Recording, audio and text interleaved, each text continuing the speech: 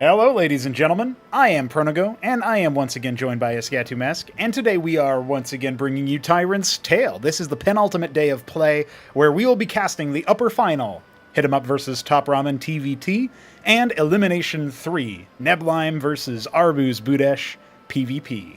This is our top 4 players of the tournament mesk, but after today, one of them will be out of contention, and the other 3 will be, well, I guess one of them will be waiting in the grand final, and the other 2 will be getting ready to duke it out later on this weekend. So, how are you today? Well, I spent all of today kind of scurrying around, and I didn't eat anything until just now. So, I guess I'm as good as I'm gonna get. There you go, starting the cast off strong then with all of your expert meals there. I think there were some hash browns involved. Yeah, just some hash browns I threw into the air fryer and roasted and put on some a small amount of mayonnaise and a bunch of flavored salt. There you go. A king's meal, more expensive than most I eat, to be fair with you. So I feel like the way that I'm expecting these matches to go down is I'm expecting HitEmUp to reign supreme, and I'm expecting Neblime to reign supreme. I know you'll have some things to say about that secondary match there because you did cast that 2-hour PvP tour. But let's dial in on the upper final. We've got HitEmUp versus TopRamen. We've got our first game. We know it's on Genesis Y. What are you expecting out of this TVT series? Well, I will say I am expecting HitEmUp to win, but Ramen has been performing pretty well recently, and I haven't seen them play against each other for a while. So it's possible that Ramen's closed the gap between them, but although their early games tended to be very similar, HitEmUp generally had better multitasking and unit control as the game went on. But we did just see Ramen versus Mystery Meat, which I expected Mystery Meat to be able to pull through, but he actually kind of got destroyed. So that was a little surprising, but perhaps the matchup was not really Meat's thing. So this will be it. I definitely think there's some wiggle room for him to especially take off at least 1 or 2 matches. But HitEmUp has been performing pretty solidly. So I guess it'll really come down to have they been practicing against each other a lot. I don't know. I haven't really been following for a while. But I haven't been awake at the wee hours of the morning that people are streaming anymore. But I have seen HitEmUp in there, I think, once or twice. But I haven't seen Neblime in there for a while. So that's kind of interesting. Yeah. I wonder if they've been a little saving some stuff. I will say that Neblime did just play against Gerald Storm with a lot of games. Unfortunately, you can't really go off of anything like that because of the practice thing, because Gerald Storm is Zerg. And we know there's no more Zergs in the tournament by now, so Neblime couldn't have been practicing for that, assuming he did make it past Arbuz. And if he didn't, well, then it doesn't matter at all. And it just happened to be there. But yeah, so when it comes to HitEmUp and TopRamen, because they are Neblime as well, they're all a part of the clan ass. There has been this talk of how the top 3 players of Tyrant's Tale are supposed to be clan ass. Well, HitEmUp and TopRamen are locked in as top 3 because even if they lose the next 2 series, they still lose out in 3rd place. Neblime could get stuffed by Arbuz in that lower bracket match, and then Arbuz has to switch to ass. Yeah, well, then that's the only way you could have it. So there's some clan stuff going on there. Arbuz hasn't affiliated himself with any clan yet. He said that. I did think it was kind of funny because he was like, I wouldn't make any promises about how active I'm going to be here, and then he proceeds to be like one of the most active players, grinding it out, playing in every tournament and stuff, and participating in the balance discussions. So I think it's fair to say he's enjoying the project. Let's talk about HitEmUp, though. This guy is the presumptive favorite, not just for this match, but for the whole tournament, seeded number 1. Neblime seeded number 2. Now, TopRamen has surprised based on that, but also I think a little bit of that might have been Neblime getting seeded up against Mystery Meat in the first round, and we did see how that matchup went. Now Mystery Meat's gone. Neblime might still be a threat later on. HitEmUp versus TopRamen, though, I do think this is going to be the first test that HitEmUp will have had that he can say is like, okay, this guy, I know I've played him a bunch. We're clanmates. We've done a lot of practice games. I'm the same race as him right now, so I've been trying to give him pointers on that when helping him out with his matches. And now I've got to fight against this, my progeny in a way. TopRamen is out here as the student facing the master in many ways. I don't really know how that psychologically breaks down as far as how you approach the matchup mentally, but I do think HitEmUp he's basically the favorite in every match. So he really doesn't need his mental game is just going to be the same every single match. I feel like besides the Shambler where he really wanted to demolish him, and so he like over prepared for that. That was great. I love that. But when it comes to like Veek or now TopRamen and whoever he faces in his next match, it's like I mean. Like you're just the favorite, and it really doesn't matter. That's how other people are going to look at you. How he feels about himself, though, is like his own doing. And I do think that TopRamen and it being a mirror matchup, like these are things he said before. He doesn't like TVT very much. That could be in Ramen's favor. So how do you break down that angle of it? Well, HitEmUp to me seems like a fairly laid back guy. Although we did see a flash of frustration in the early matches. And that could get him in this. I think it's kind of unlikely because I think there's probably a few contributing factors to that, not the least of which Veek being very cheeky. So, I don't know, maybe Ramen can pull that out of him by being overly cheeky. But from watching Ramen, I don't get the impression he is very cheeky. However, he has been subjected to cheek from you, for example. I mean, I don't know who would ever do that, but you're right. Those are some very, very, very autistic men. Well, I did pull that out of him by the end, if you remember. He tried to do like mass drops with Zerg and stuff, where he's dropping the static defense.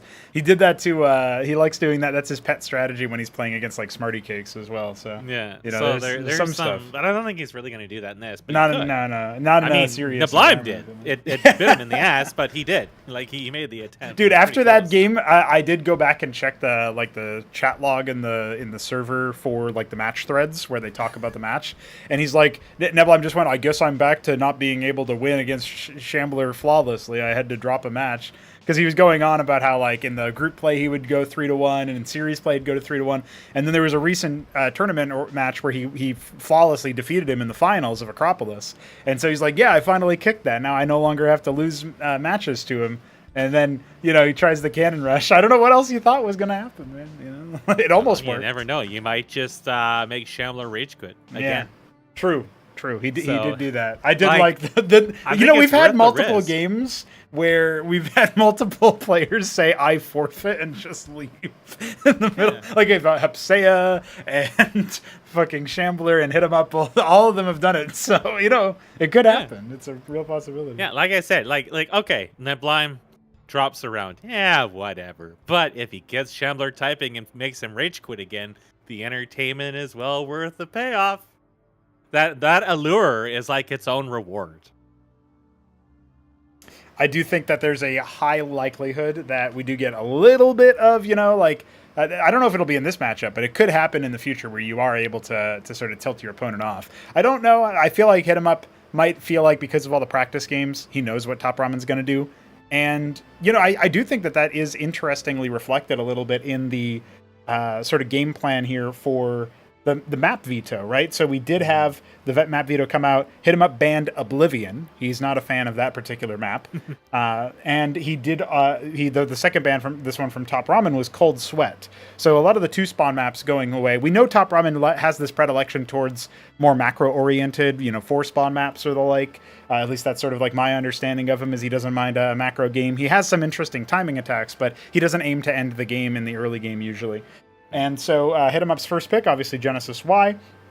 Following that, we did end up having TopRamen end up selecting Maxium. So that's a 4-spawn map, just like what I was saying, really. For the third map, that'll be Impetus, selected by HitEmUp. Now, TopRamen responds by picking Paradise as the 4th map if we need it. And the 5th map, if we need it, will be Rage Slave, decided by HitEmUp. And so Blackwater Bastion is discarded. So HitEmUp he is the man himself who said, I want Rage Slave. Please make Rage. Like, he didn't know I was going to call it that, but he said, can you port this map from StarCraft 1 from back in like some of the OSL days or whatever, Neo Rush Hour.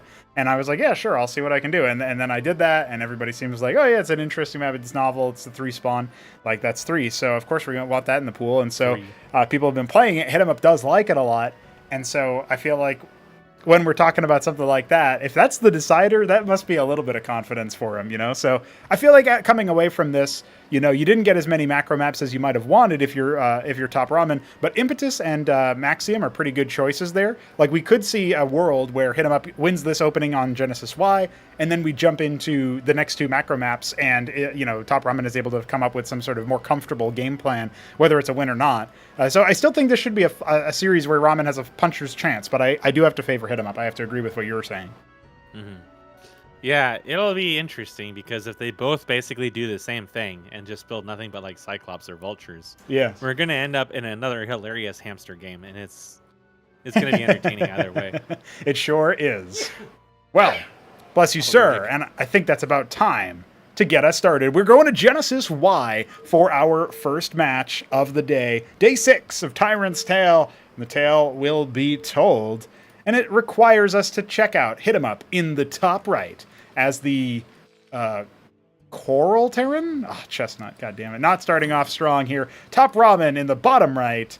Oh, I know this color. It's not silver, it's platinum. Yeah, okay. Because I got trolled by that at one point early in the yesterday, or no, the last time we were casting, and so okay, HitEmUp is already typing. There we go, type him up. And yeah, we can LMAO. Yeah, dude, gay LMAO in the emojis in our Discord server is a really good one. Join our Discord server for access to clown emojis, including a clown alien. Okay, but what kind of tail is it? Is it like a bunny tail, cat tail, puppy tail? No, Meska, it's not spelled that way. It's spelled tail, T-A-L-E. No. You can't get out of this now. You gotta figure out what kind of tail it is. No, Quarry first is the first thing that's standing out to me here, followed by, of course, we have TopRamen going for a Fulcrum and HitEmUp going for Bio as his opener.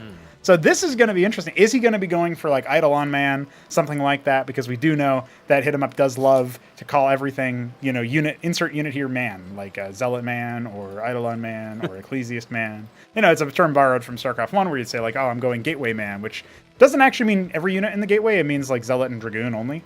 So it's kind of funny that they call it that, but I guess that's easier than saying Zealot Dragoon Man. So there you go. Just call him Man. Man. Now you belong in trenches. Manverick. Yeah, that's true, actually. Isn't it funny? Man, we didn't see Vulturetism. Vulture versus Vulture. I'm sure it'll come eventually, though. Look at the APMs. Yes, I do love their APMing. So we do have This is how you A, bloat the replay size, B, yes, destroy your fingers. Dude, I told people that if you spam the APM a lot, the replay size will indeed go up, and then I'll think it's a really long match when it's like a 5-minute stomp. So it's a good tactic if people want to like really confuse me. The Vulture's going to come out, and it should have a little bit of Dominion in the early game here. It's going to pick the Mason. You got 3 Mavericks here standing guard, so I don't think HitEmUp will be able to move out at any point, but it doesn't look like he wants to, right? We got the Quarries coming out for both players. Slightly faster for Ramen, big surprise there. Nothing else to really report so far. There's no, like, Anchor. There's no Ahmed currently. Yeah. No Cyprians. I feel like it will be a Covenant. Yeah, he's banking that Vespine. He's got a lot of it. So it must be that or a Star Pad. Just the 1 year early Covenant, just like, I was going to say Hapsai, and I was like, Hapsai will never play Tyrant. Yeah, no, he did try it a little bit, I think, versus AI or something, and then that's when he told me that the Madrigal is the coolest unit ever made in any game. And then right after that, he said the Cataphract is the most retarded unit of any game. So, you know, equal parts, you know, supportive and the duality constructive, yes. The duality of Terran. Meanwhile, the dog is coming over here to set up shop. There are Cyprians coming out now, honestly. This could almost be a bait where he cancels the one and then just switches into Covenant once this is dealt with. But it would have to be dealt with in a timely manner to make this efficient. But it's kind of flying away very slowly. Oof. It's kind of like a vassal, but without the tickling. But you did switch to you just keep making Cyprians. The 1 Maverick is having an autistic there it is. scuttle. First Covenant of the map. So what's really interesting about this is that HitEmUp hasn't gone for an expansion and hasn't gone for extra production. He might be changing his mind now because it looks like his Mason is further out. But is that just going to be for a Watchdog to like guard the front? Yeah, it is. So I don't know. This is like the slowest way to build up your military, right? Like, you know, Ramen's going for a fast Palladium, so he's sticking to 1 base for now as well, just kind of maxing up the army. First Eidolon is on the way. This is a peculiar opener because neither player really going to go for that macro that, you know, TopRamen in particular is known for. HitEmUp is known for being kind of a greedy boy, especially as Protoss, funnily enough.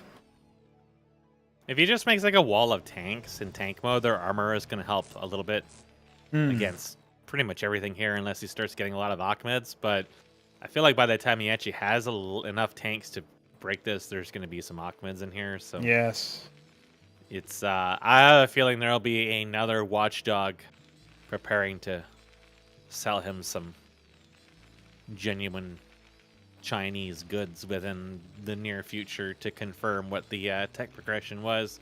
I still feel like the Cyprians may have been a bait, but I think if you see the stockade at this point within the meta, you just assume it will eventually be Eidolons. yes.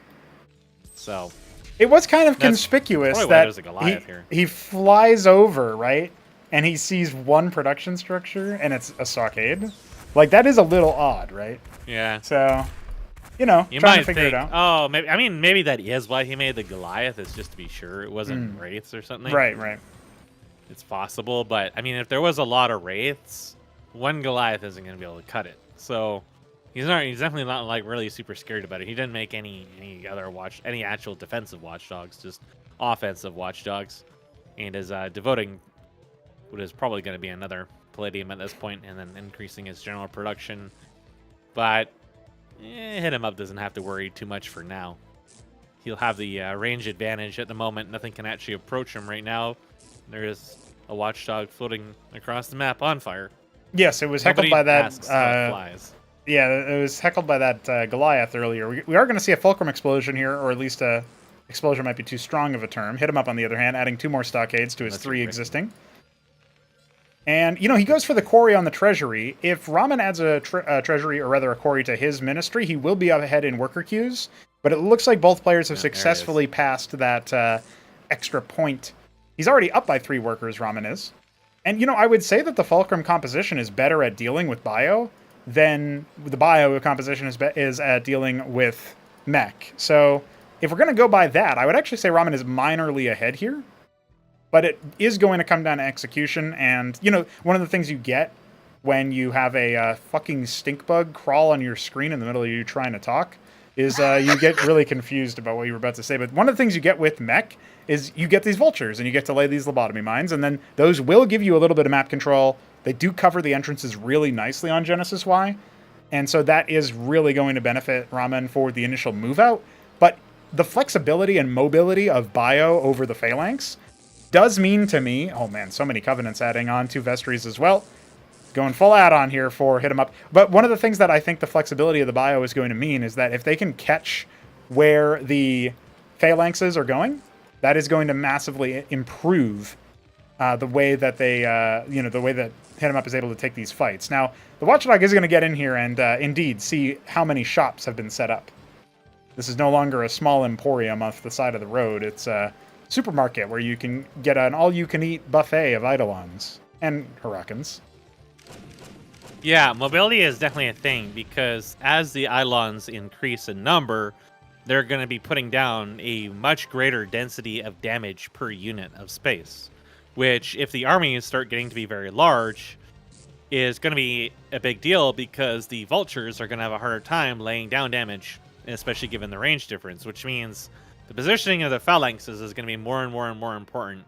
Right now, the armies are not really that big, but the phalanxes are very, very important. And there is no, like, ant seals or anything like that. So, as far as, like, close-range detection is concerned, it's pretty much lobsters, vultures, or bust. Well, the first couple of lobotomy hits have definitely worked out here, but Ramen has not deployed his phalanxes, so he's going to correct that error now, and he might be able to pick off a couple of phalanxes. Just one goes down there to the shells. Most of the mines in that area have been cleared, so I do still think that HitEmUp has some play here. He can obviously stem some Mavericks forward to clear out most of those lobotomy mines, and they weren't really staggered in such a way that they're going to prevent that kind of thing. But this might at least pause it. At the moment, so I don't think he wants to push this right now. Oh my God! He's look at the stockade count. Yeah, he's working on it. What a man! You know, I love the efficiency of like Ramen's base, where he's got like the 3 Palladium fulcrums off to one side, and then he's deliberately left less space for the fulcrums on the other side. You know, he's setting it up, right? He's like, yeah, I want my base to look nice as well as to play nice. Meanwhile, I mean, HitEmUp's base doesn't look too bad either. It's pretty organized, but like. It's just kind of sprawling, and he's adding a star pad. Double star pad. Okay. Don't ever watch my games. The Yeah, the base building layout is placement just... will. I think you've described it before as you let Jesus take the wheel on that. Yeah. Especially when you hit like tier 2, tier 3, it's like if the pixels fit, you must have quit. Well, a little bit of worker harassment there. He Taking ends a up lot of picking offense. off not even a single Mason, unfortunately, there for Ramen. Loses a couple of vultures, but confirms the sighting of the third base. Now, Ramen has opted for the lodestone for detection, which is not a bad shout here. He's also going for an anchor here at his third, but he is behind the economic tempo, despite having the additional worker queues for a good chunk of this game. And Ramen now going for double Trojan, so he's planning on actively dropping our... HitEmUp going for a double Trojan, excuse me. Ramen is going to get dropped, is my thinking here. Another treasury being made as well. A lot of these players are not very drop conscious. There are 3 watchdogs in the forward ledge here, but when you look to the side, there's nothing. And his army position for HitEmUp allows him to kind of scout out this left side and say, okay, your army is probably not going to intercept any Trojans that come this direction. So he can absolutely take that direction. He might try to go forward first just to see, but once the, I mean, he can still just suicide drop the watchdogs. I just think maybe it's a little bit wasteful. But he's gonna see these and maybe choose a different round next time. But yeah, he might just do this just to kind of like take pressure off the front and maybe see if he can move forward a little bit. One Trojan dies, that kills a few units. Didn't have too... I mean, it had the healing, so there's not going to be as much sustain with this, but that is still a live drop, and it is still in your base. He pulls his entire army out. That is kind of exactly what HitEmUp wants. No, yeah, you just want some of the vultures over here, as well as some of the units popping out of the fulcrums, too, because the phalanxes are blocking the vultures from respawning as fast as they would otherwise. And now the workers are on fire. HitEmUp can move forward. Now, this may not give him a lot of advantages, but it does let him clear out all the mines, take the ledge. There's a little force moving up here, clearing out more mines that are protected. Worker There's some massacre. anchors and vultures here, so that one probably won't do a lot. But second drop. Yep. Just forces it in. He did kill the one watchdog, and I think the other just got rebuilt. So those did land, and the army went back, leaving that undefended. Storming the gates as well at the third. Yeah, the phalanxes have deployed, and they've kind of stopped that from, stemmed the bleeding a little bit. But goddamn, what a massacre in the main here for Ramen. Down by 30 more workers. Yeah. And only 2 mining bases. You can rebuild those fairly quickly, but it is definitely very annoying and does stop any momentum he may have had. More importantly, as the Bio army is pretty quick to replenish. So moving out here carries a risk where the units outside the tanks are going to get picked off. Yeah, they didn't lay their mines either, but now that the phalanxes are deployed, you kind of start falling back a little bit. Maybe take a bit more of an aggressive tone somewhere else on the map. That's the benefit. Goliath is on a rampage. Atlas is complete. We'll see what HitEmUp wants to pair with his Bio army. He's starting to add Wraiths, which I don't know if that's intentional, but Starport as well on the way as his 4th base is being set up in the top left. I mean, Trojans are still standing inside Ramen's base. He could kind of take him back, but... well, he's going to be reminded. Can always go now. from a different angle too, so he could even do like a 3-prong attack if he wanted to. There's still only 3 watchdogs there. Like, HitEmUp evidently doesn't really care too much about suiciding everything at this point. I mean, those 2 just died revealing them, so yes. You might. I mean, you could go for a few different routes. I still say this Nat is a great place to drop. There's some units there now, but that's where a majority of the saturation is going to be now that the main's been punked. Well, he's going to see if he can siege this position. Mostly relying on those Hurricanes to be able to get in on top of the rest of the units and spread the damage out. Some of Ramen's phalanxes on the front line are still in tank mode. Oh, and that's what the Wraiths are for. If there's not any anti-air, they can come in here and pick off the phalanxes. But fortuitously, Ramen did end up going for a round of Goliaths. Some sort of star sense on that, unless he ended up scouting while we weren't looking. Well, if you see that the Trojans are up and he is building multiple Trojans, you might also expect to be dropped. So the Goliaths can potentially kill some Trojans trying to drop stuff on top of the tanks. Yeah, there's a good awareness there. Really nice phalanx shots to kill these unstimmed Mavericks. They could have maybe had a little bit more impact had they been stimmed, but Ramen's too busy clearing them, and HitEmUp's too busy making more. So Wyverns are starting to come out, as well as some Gorgons. It's going to be a while before they get to too scary of a moment, but you can see here, HitEmUp's actually focusing down the anti-air, and there isn't that many coming over. Yeah, they're all gone, and now the air units are coming out, revealing Tier 2, something that Ramen himself does not seem to be equipped with right now. Yeah, this is going to be bad. The Goliaths, he kept losing them. They kept going out in the front and getting murdered. He does have a couple more here, but the damage is kind of done at this point. All of his tank line is dead except for this one loner that didn't get brought with a man train and can be pretty easily picked off here. But Ramen did replenish some of his workers, although he has fallen substantially far behind at this point. We should be seeing tier 2 soon. There we go. He just puts it down there in the main. He's definitely behind right now, and we have more starports being made behind the mineral line there. It's Mass Goliath, but they are going to struggle versus the Hurricanes. Doesn't look like HitEmUp wants to go for it, though, instead recalling his whole army. Oh, they got pulled in. Yeah, they did. The last fadeaway shot there. Hash ID2. Yeah, this is just the obs. That's I think that's why we don't have a VOD for this, is because 3Crow, who is the admin here for this particular match. Shout out 3Crow. Yeah, he's the one who ended up desyncing out of that. So the players ended up playing on. I think we're coming up to the point where they do end up... yeah, there's a little bit of talk there. Yeah, the Hurricanes are charging in. Ramen starting to type instead, but now suddenly the Eidolons are endangered. They can kind of, especially if that Gorgon takes attack priority, they can kind of duel this fight out, but the Ahmed Legend squad goes over, and it actually destroys that ministry. That was not a cancel. Goliaths are off. Well, he was just attacking his own Huracan for a moment. I was a bit confused by that. But. He left the last Eidolon alive and moved on north. Yep. Perfect. Atlas is done for Ramen, but I do believe with all of his money, I mean, they both are very rich.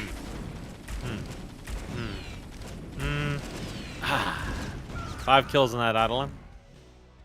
This Gorgon spots a little flock of vultures over here, which are going to murder some more Masons, but HitEmUp's already reinforced his army. It's still 80 million Akhmeds. Yeah, he's still at 30 additional workers as well.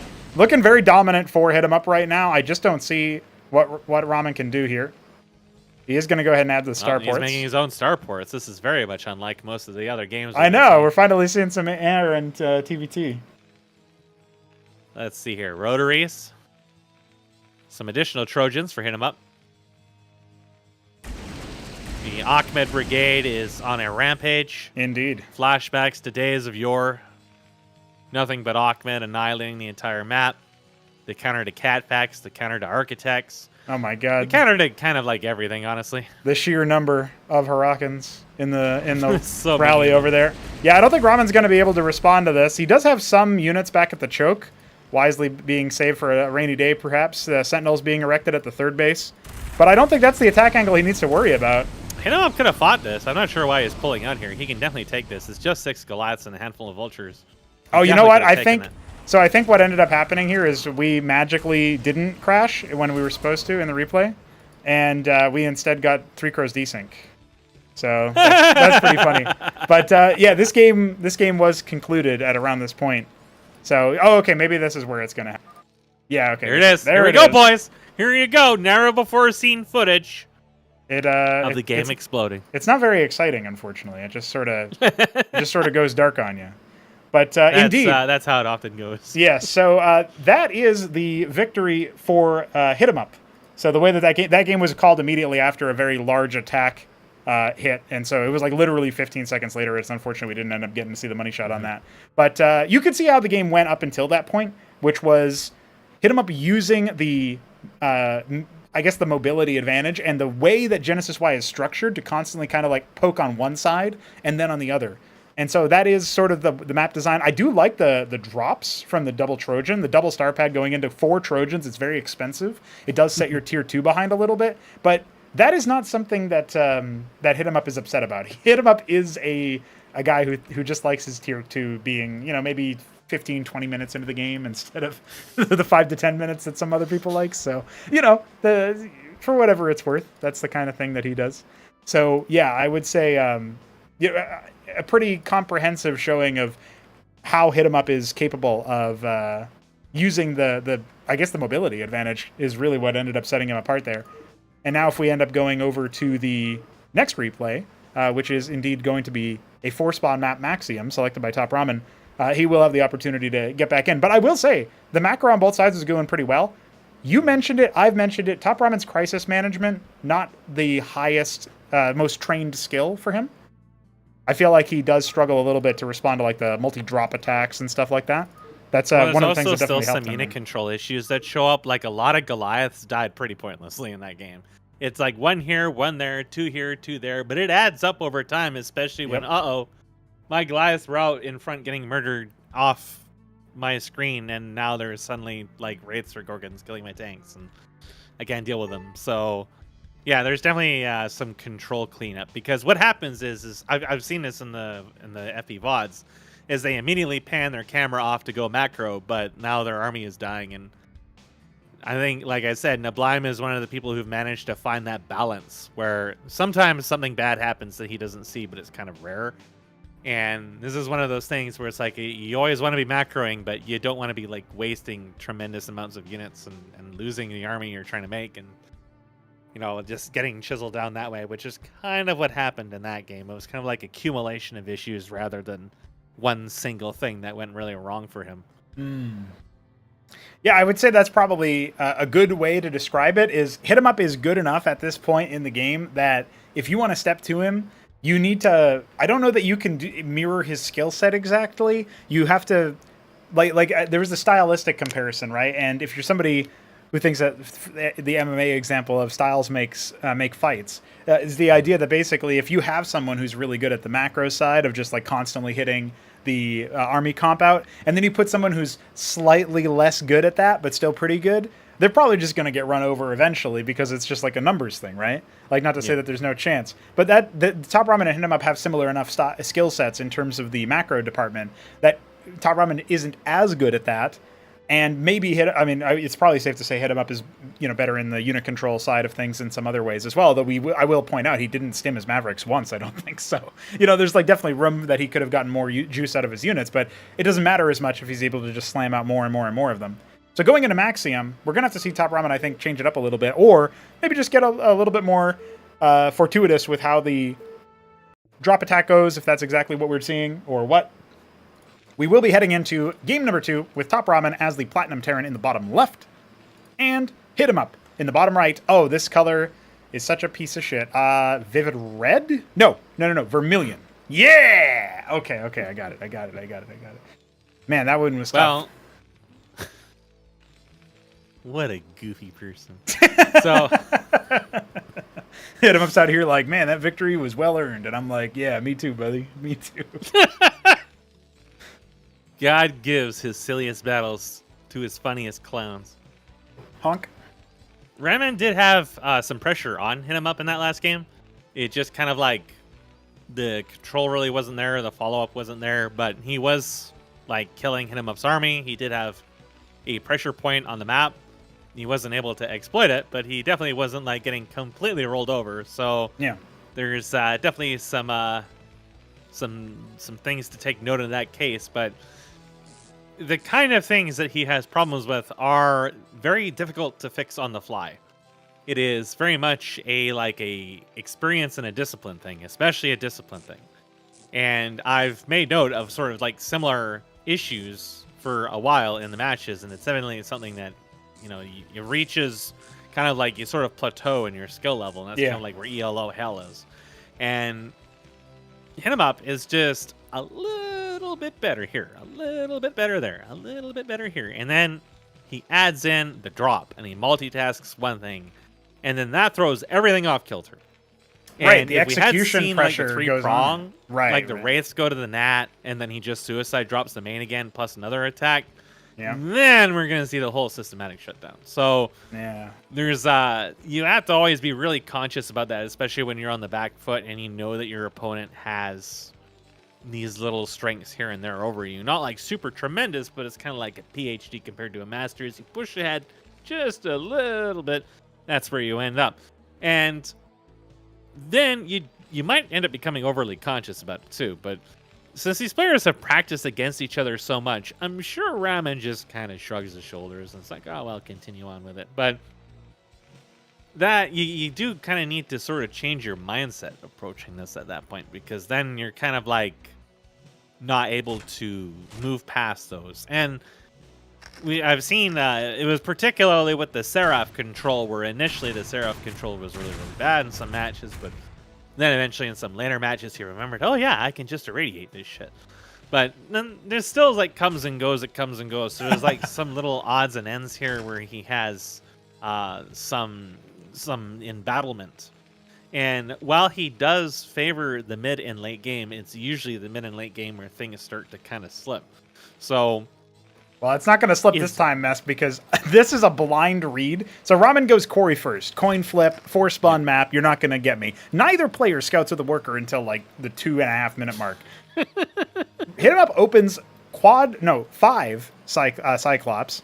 Trojan off of a star pad. As soon as the Cyclops gets scouted with no vulture, Ramen immediately lays mines in his mineral line, adds a watchdog, and garrisons the area. Because he knows, he's seen HitEmUp do this tactic where he opens Cyclops to drop and try to kill workers. Ramen's up by 5 workers right now, and HitEmUp still does not have a Quarry. So this is looking actually like a winning position like here for Ramen. This little posture. Yeah, well, he's just like, I know what you're doing.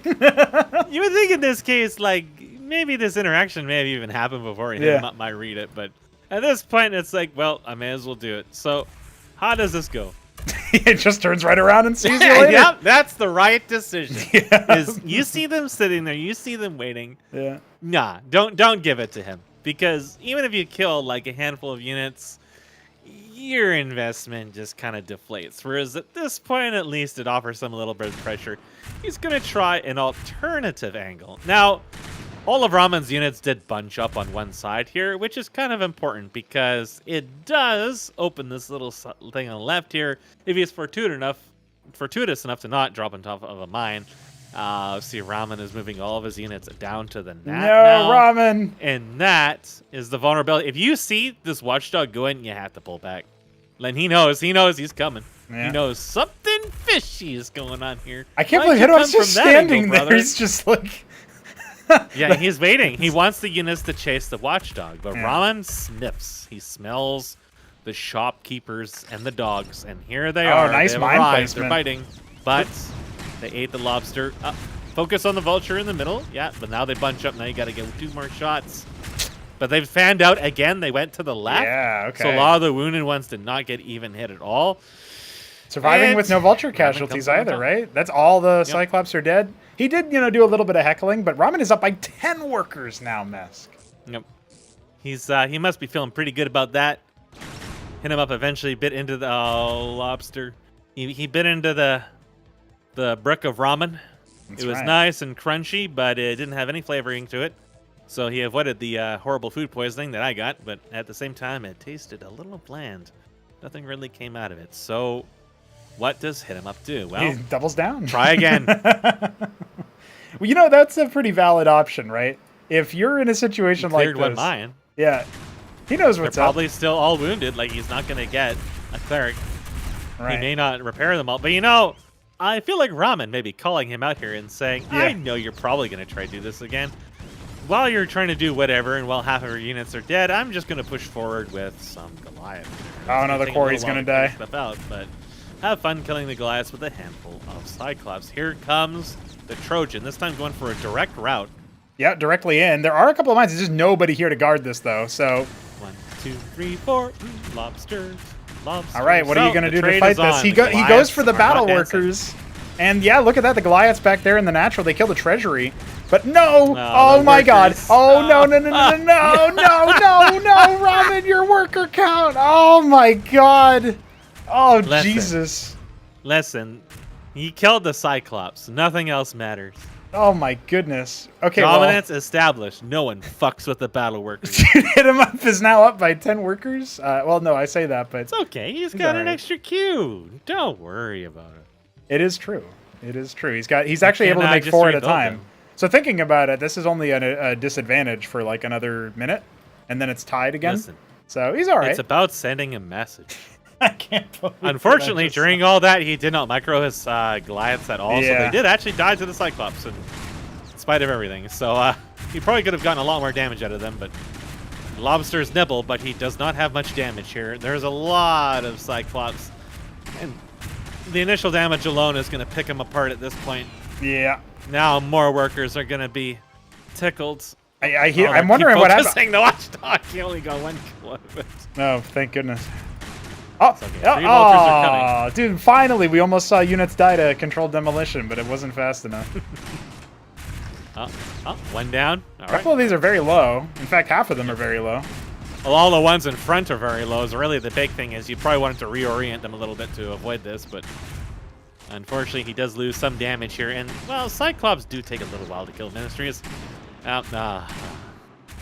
It's tragic, but Ramen can try again. This time with 3 Masons leading the charge. I can't. Here we go, lads. Oh, the pathing is cut going, and they're getting away with the long legs, the long-legged Mag Daddies. You can't let them get away with it. A this. little bit faster. That's going to let them pick up a few kills here. I did see another Trojan be made in the meanwhile, so I suspect that'll happen not again. The mines. Yeah, the ant seal's I think actually when you see just the going to go. ant seal, you knew that you're in a little bit of a sticky situation. There's a lot of idle masons. Yeah, Ramen's in a tough spot for sure. Adding a lodestone, but it's not going to be done in time. HitEmUp's about to punch his way in. Dude, I thought for sure, Ramen's his game plan, his reaction there was so good. It was so immediately he knew what was happening. But his attack really lost a lot of steam when it died to the initial Cyclops. Yeah. Even if they were going to die anyways, he could have gotten a little bit of damage out of it. He was too busy trying to not get absolutely massacred. But yeah. The wall is established, but right. You can't stop them from flooding in. Yeah, he's trying to hold on with everything he's got. He does have a trio of Goliaths coming up here, but it's not going to be enough for sure. Sand seal. Yeah, he does get it. Down it goes. Vulture's not very efficient at killing Goliaths, but I think there's still plenty of them there, and there's even some offensive mines blocking the path. Good on Ramen for rallying behind his production here, but it's much too little, much too late. GG is called. Ramen's got to think about it. He's now facing lower bracket point with HitEmUp, 1 game away from going to those grand finals. What a way to do it with just nothing but Cyclops. Let this be a lesson to you guys. You do not go, even after Cyclops get changed, right? You do not fight Cyclops with stacked workers. Just please spare yourself. Dude, I fought a Cantors with stacked workers. That's true, but you were decolliding them so that they wouldn't exactly. You just got to be autistic. If you're going to lose the front, you may as well be as sassy as possible. And he did eventually kill them. He did. At what cost? That's the power of faith. All right, faith in battle workers. We are going to game 3, which is Impetus. Remember that Paradise and Rage Slave wait for us. Tantalizing, taunting. We hope to see them.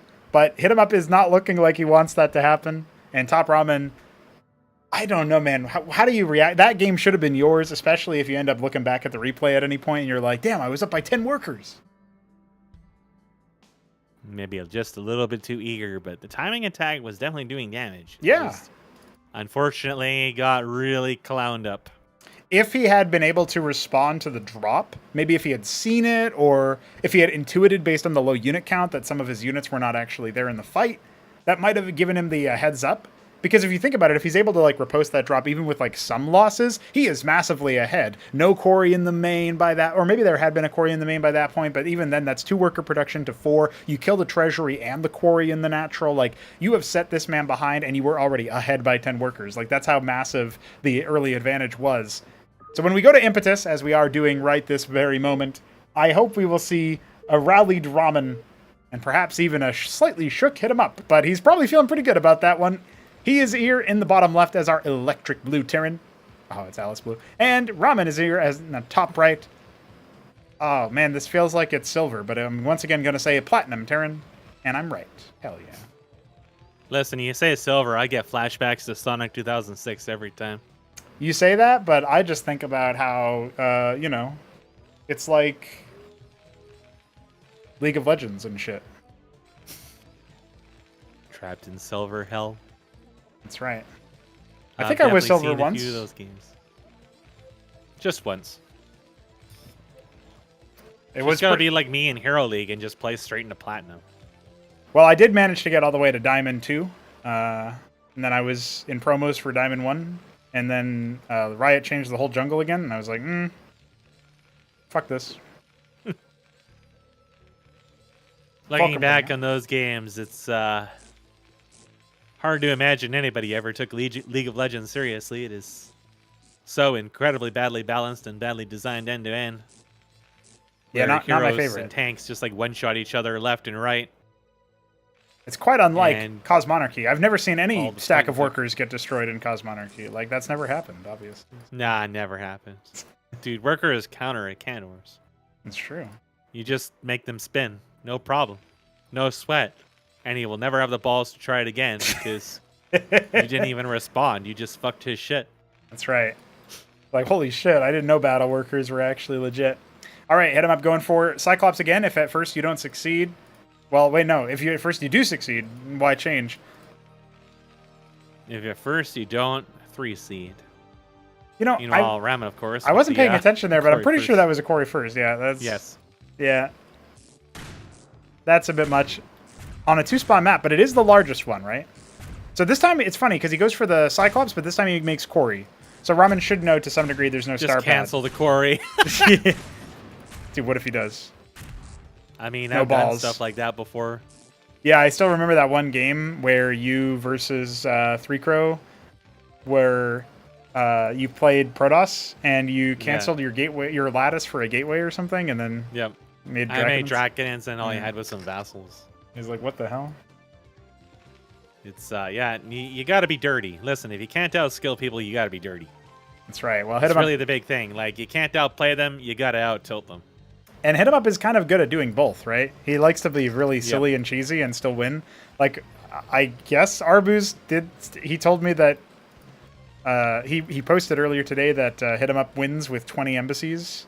So, you know, if that's the case, I have seen some very strange embassy games. There was one of those I casted, I think, where there was just a very large number of embassies and artisans or something. yeah, like that. Like, that it sounds was- about right. I was very confused by that. Also, the one that I played against, I went Anchor Maverick only or whatever, Anchor Maverick Huracan only, and Yes, and there was Ramen had like 10 embassies. That was the only way he could have lost that game is by building that. All right, it's Watchdog Scout galore. I have noticed that. Oh no, Ramen's actually going to reposition it. I have noticed that HitEmUp likes to build his Watchdog Scout like in his own base sometimes, and then float it over, or like in another main. He doesn't like, really want to distance the worker and lose that Yeah. much mining time, I guess. Could be. When he did the box scout on Maxium, he went to the top left and then built the Watchdog there and floated it to the bottom left, and it arrived at the same time as his second attempt at the drop. It was kind of interesting the way that stuff worked out. Frontline anchor here for Ramen as he plans to expand, but is it going to be treasury? He doesn't really have a lot of money here, so I'm guessing it is. But Interestingly, he scouted the Cyclops, but since he saw that quarry, yeah, he does not have the same response to the drop this time. But what is interesting, on the other hand, is that Fulcrum went straight into a Covenant. yeah, So there is a little bit of tomfoolery going on here. But the Ramen Watchdog is en route. It will discover this hoodwinkery before it manages to deploy and start busting his ghosts. dude, I really busting some wonder. ghost nut. Is HitEmUp like just freestyling it most of the time? Is he just like, you know what, Fulcrum opener just for mind games into a stockade for Well, also, Eidolons? he probably doesn't want to actually have to fight Mass Goliath with Cyclops when Ramen is not being distracted by a drop. Yeah. So there's probably like a little bit of freestyling and a little bit of, oh, you scouted my Cyclops. I'm still going to use them, but I'm going to use a little bit different of a core unit rather than committing heavily to this. So Yeah. it's a little strange, but it can definitely work. He doesn't have like a real front line, but it's highly unlikely he's going to run into detection at this point. So he can outrange a lot of this using the Eidolons and just kind of open it. But you got to be careful. Yeah, stuff like that can definitely happen. Don't walk into the giant air duct with your blouse. Oh, one dies. Oh, he was But pulling the rest of them in. Does you take know? some damage. Yeah. Oh. That Anchors Cyclops take is my- 100% dead. Yeah, okay. So he's down to one Eidolon, 4 Cyclops. Harder to bust this. Another Eidolon Another coming one is up. coming. Yeah, okay. A little slow going, not quite as effective. Ramen does not want to give him the dog treats he's begging for. Well, no kidding. Two In the bottom Masons right, have he's actually arrived. keeping his... wait. They're departing. Where, Wherever they're going, nobody knows.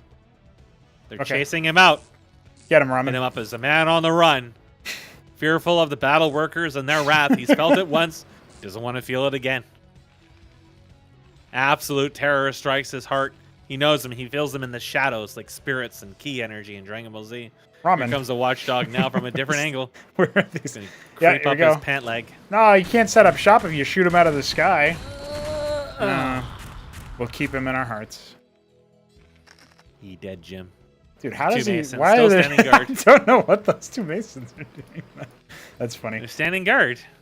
Battle workers. Star pad on the way for TopRamen. More and more fulcrums. The stink Lots bug of horde fulcrums. grows. I now have 3 of them in my room. Help. They were a real pain in the ass in the last place, and I seriously have no idea how they ever got in. I could never find an access point. I just assumed that since the ventilation in that place had never been fixed in the 60 years it had been built, that there was just like gaps everywhere they were getting into and they were coming in through the ventilation. But I would find like 50 of them a year, and I would never find them anywhere else, not outside, nowhere else. But they come in and hibernate, and then when it gets warm, they come out, which is year round. So they would just never really truly hibernate. Well, my dog There's ate another one, watchdog. so... They're called stink bugs because they have a very acrid fluid, and usually animals will not eat them. Well, he tried it, and then he spat it out, and then he ate it. The second time, he just choked it down. He's a legend. Mind over matter.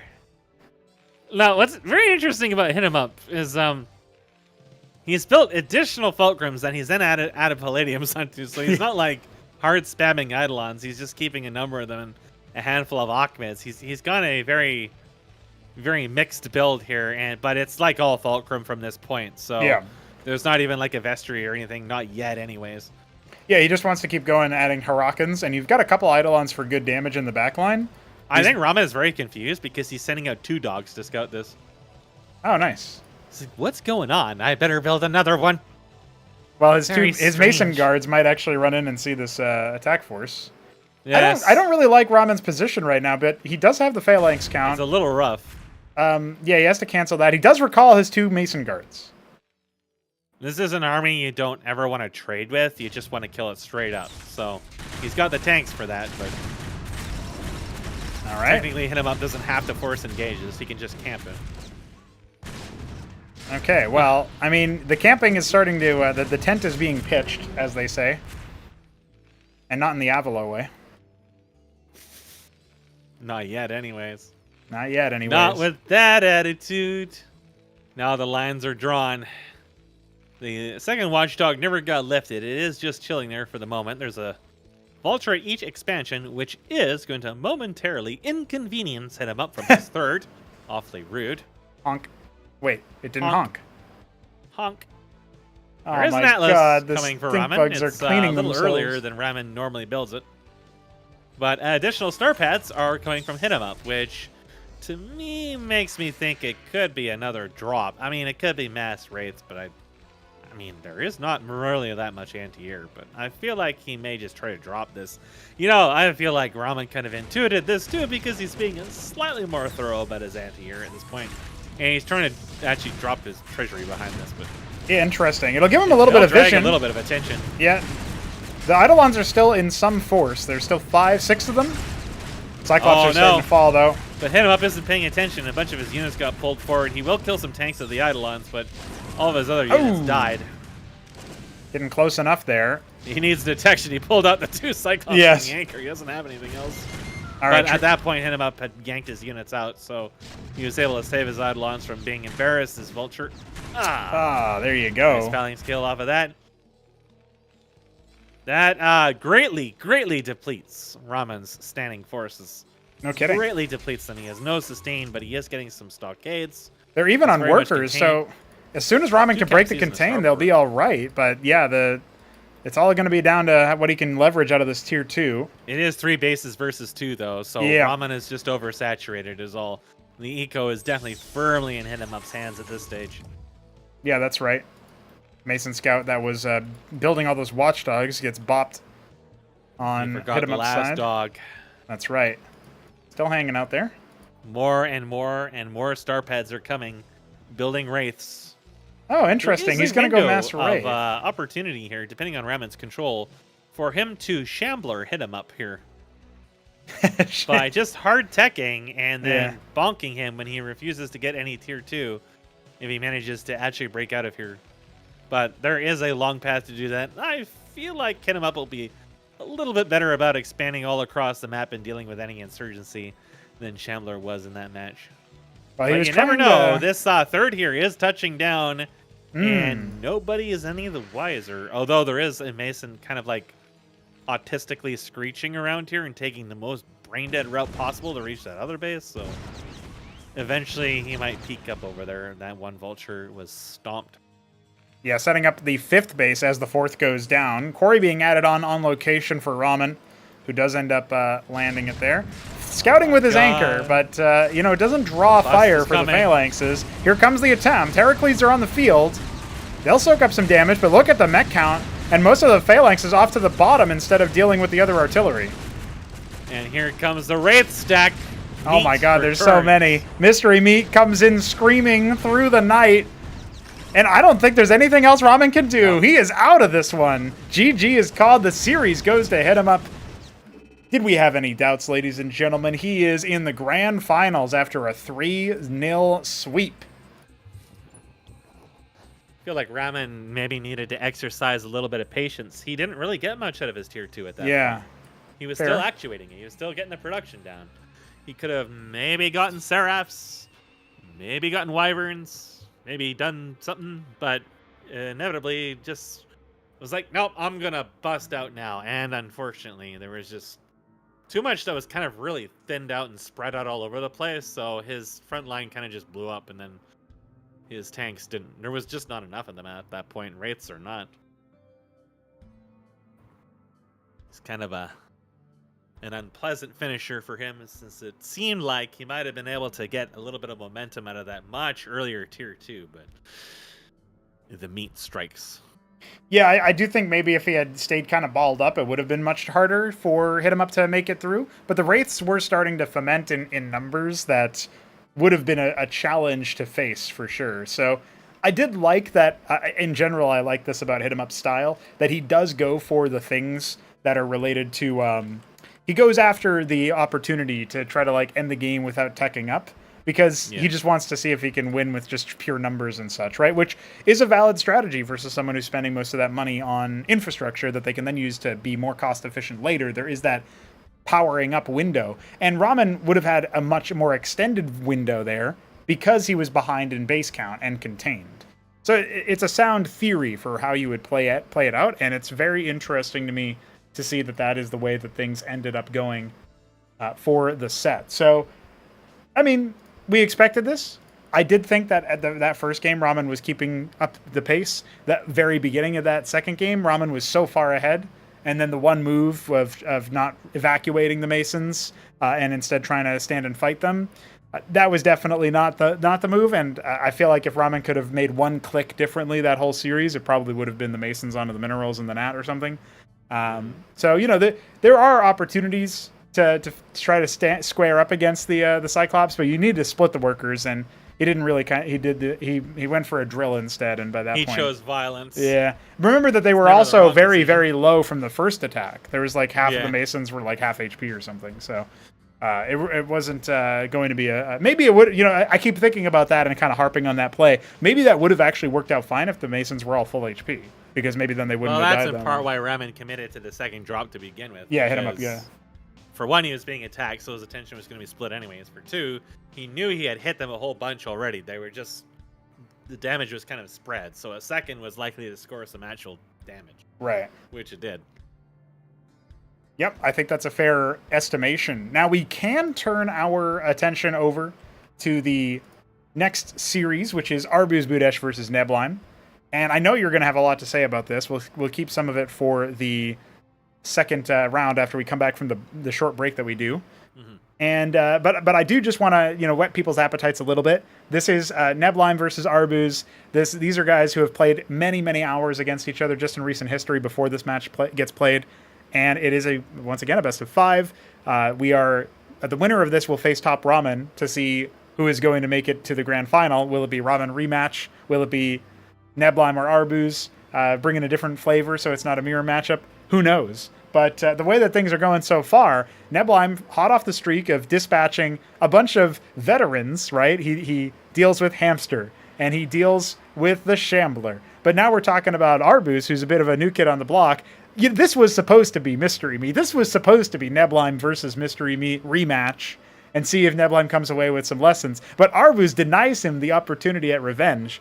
So Neblime now has to settle for the next best thing and see if he can make it all the way to the finals and usurp HitEmUp. Right now, this is a very tightly contested match. So I just wanted to like put a taster out there. Do you have any sort of quick preview thoughts before we go to break about this series that we're about to watch?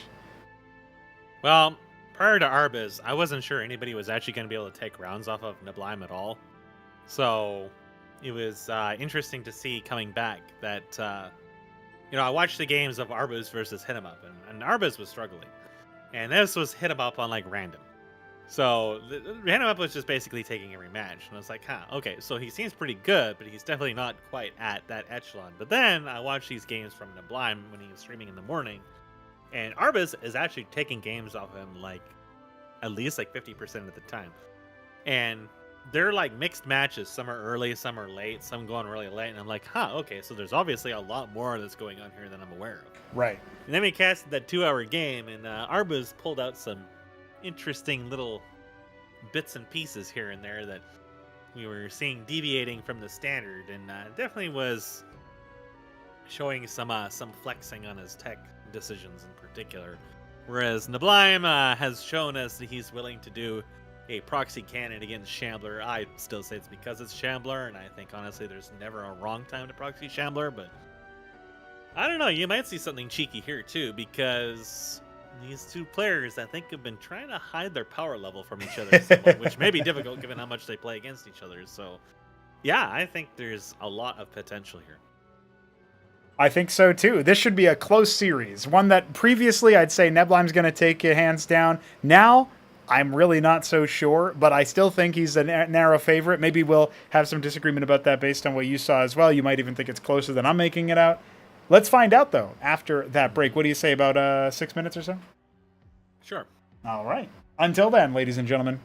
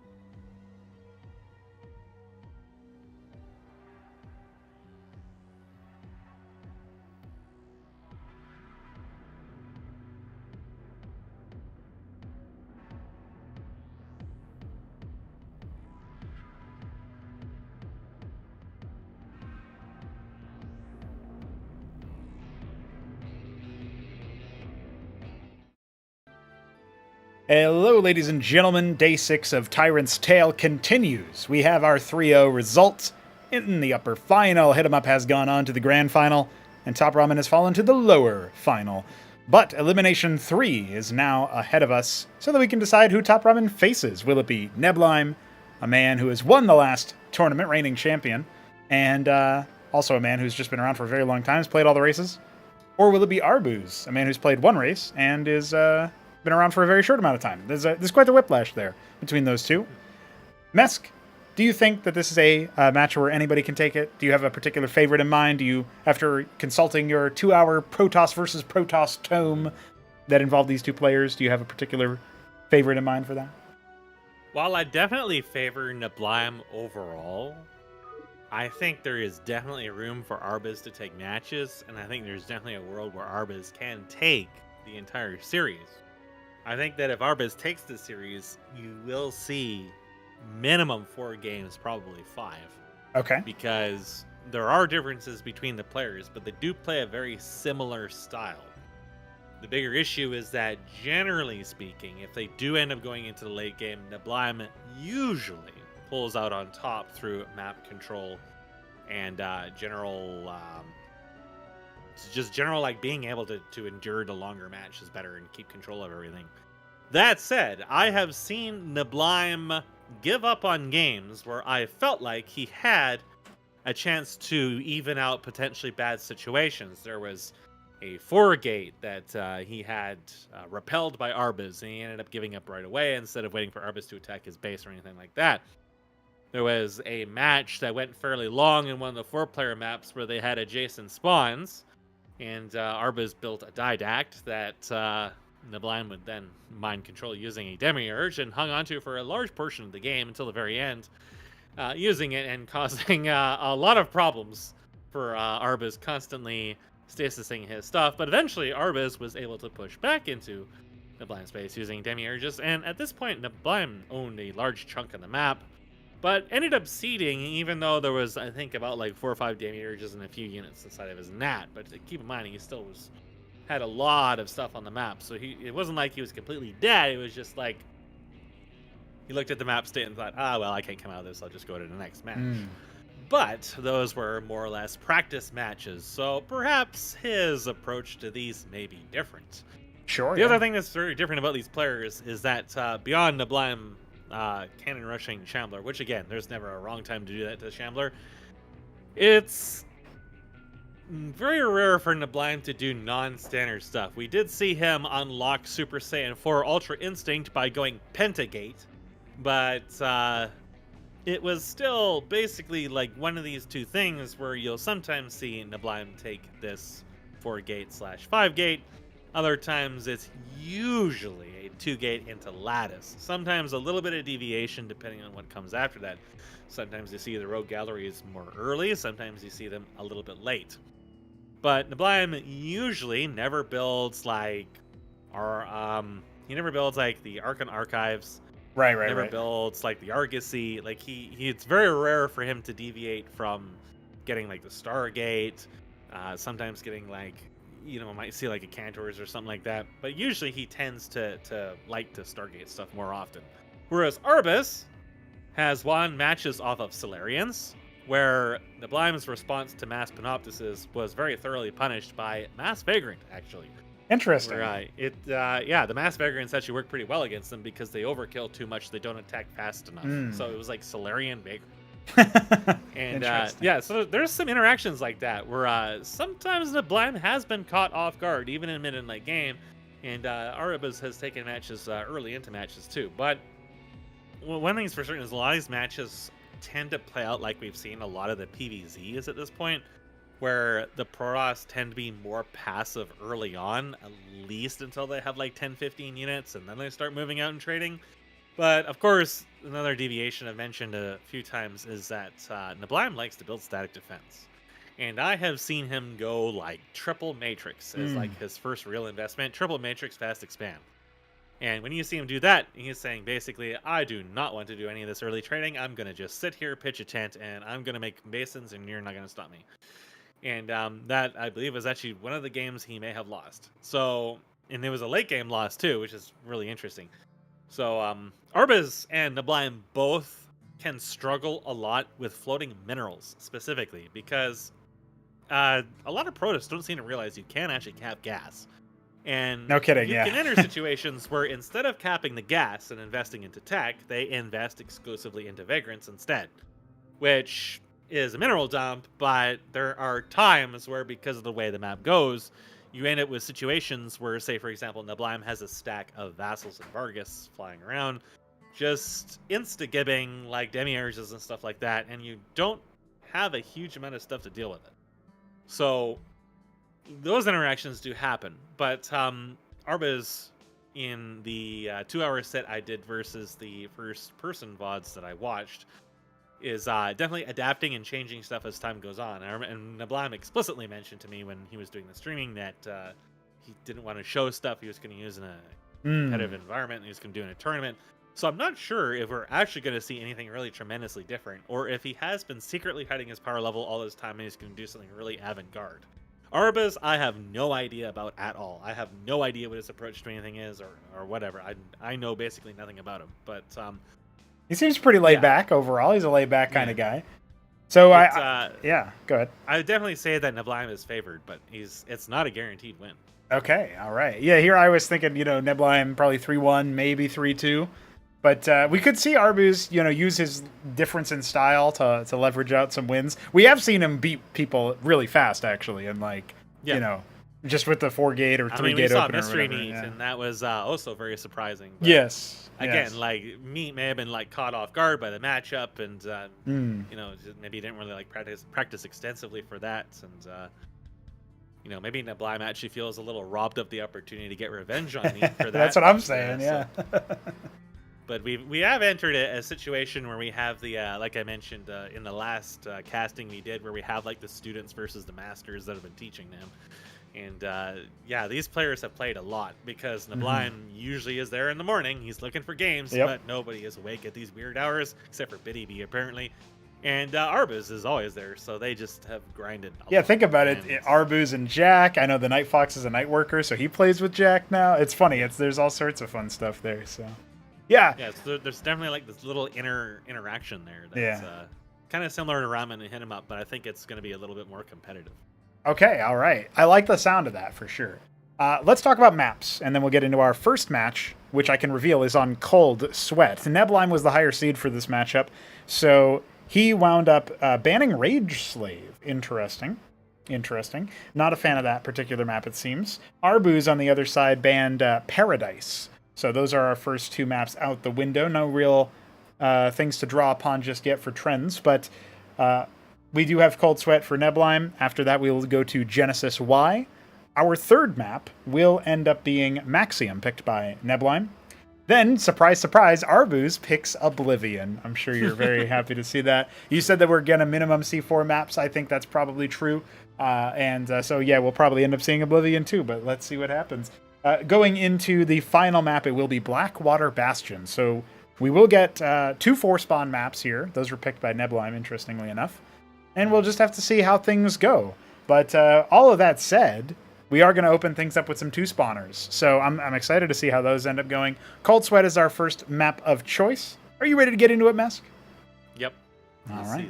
It'll be interesting to see if they get cross positions on the 4 spawns. Yeah. Because we didn't get any of those in the 2-hour cast at all. They were every match is very, very similar because they were not cross spawns. So even the 4 spawns were basically the same. Gotcha. Yeah, that's interesting. We'll have to keep track of that. Right now, we're keeping track of colors. Festive. Neblime is in the top left as the pumpkin. Oh, Scarlet. I never would have guessed that. Protoss. And ArbuzBudesh down here in the bottom right as our green Protoss. Oh, it's dark green. Well, fuck you, buddy. Christmas brought you disappointment. Yeah, no kidding. These are slightly off. This is like we have Christmas colors at home kind of vibe. Yes. So, surprise, surprise. Limited range Christmas colors here. Yeah. They will be going Pylon first. Shocker. You did mention, though, I thought it was funny. You had said a few times, right? Like, these people, they don't cap their gas. I've noticed that in the, I think it was a game that I casted kind of recently. It might have been, no, it was one of the matches we were casting actually for the tournament. Because I remember I was casting with you.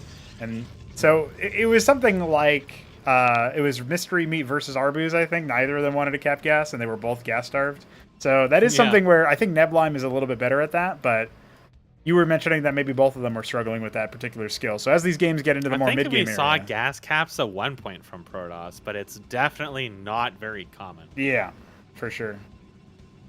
I feel like if you want to go Vagrant, you can go Vagrant and then you cap your gas, and then you pump all your minerals into Vagrants that's remaining, and then when you're you just do it like one at a time, and then gradually you pick up, and then you go heavy into attack because what was interesting too is I have never seen an Uptecton other than the Night Fox game I casted. I've never seen anyone build a single one.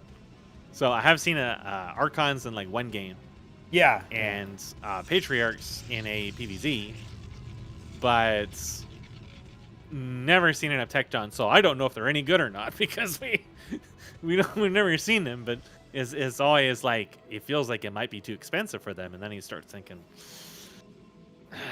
I've got 4,000 minerals and 100 gas, and then it starts getting pretty funny at that point, and then you just see like 10 plus rogue galleries instead, and it's like, oh, okay, I guess we're not really going to explore the tech tree too much here, which leads to the games being very dominantly demiurge focused, which I think is why Neblime really, really favors using the Bargus and the Vassals, and then sometimes Auroras.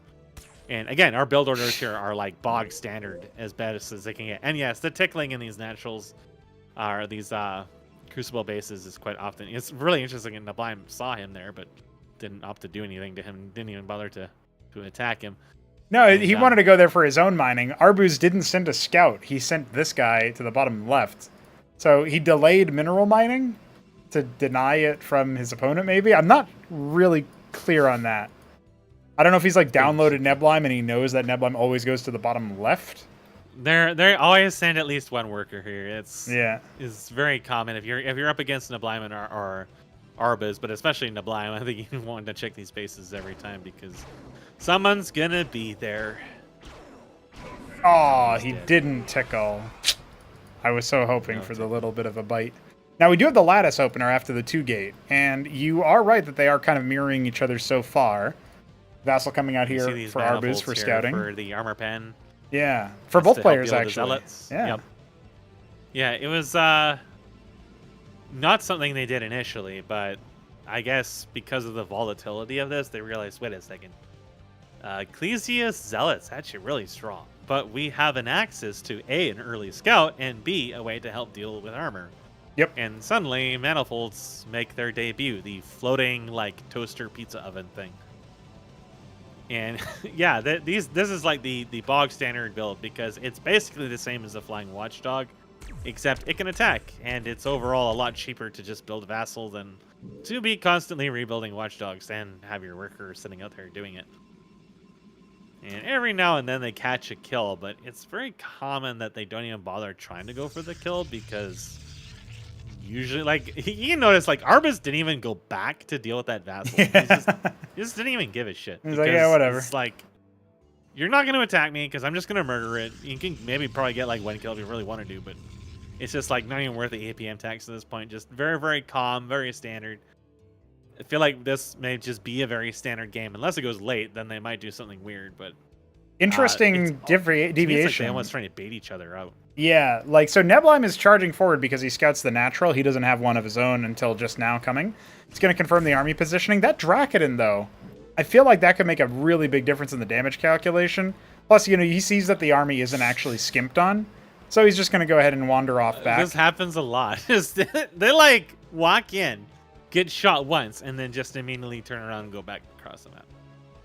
Against anyone else, like against Shambler or whatever, you would actually see Neblime park in front and then wait for reinforcements and then attack.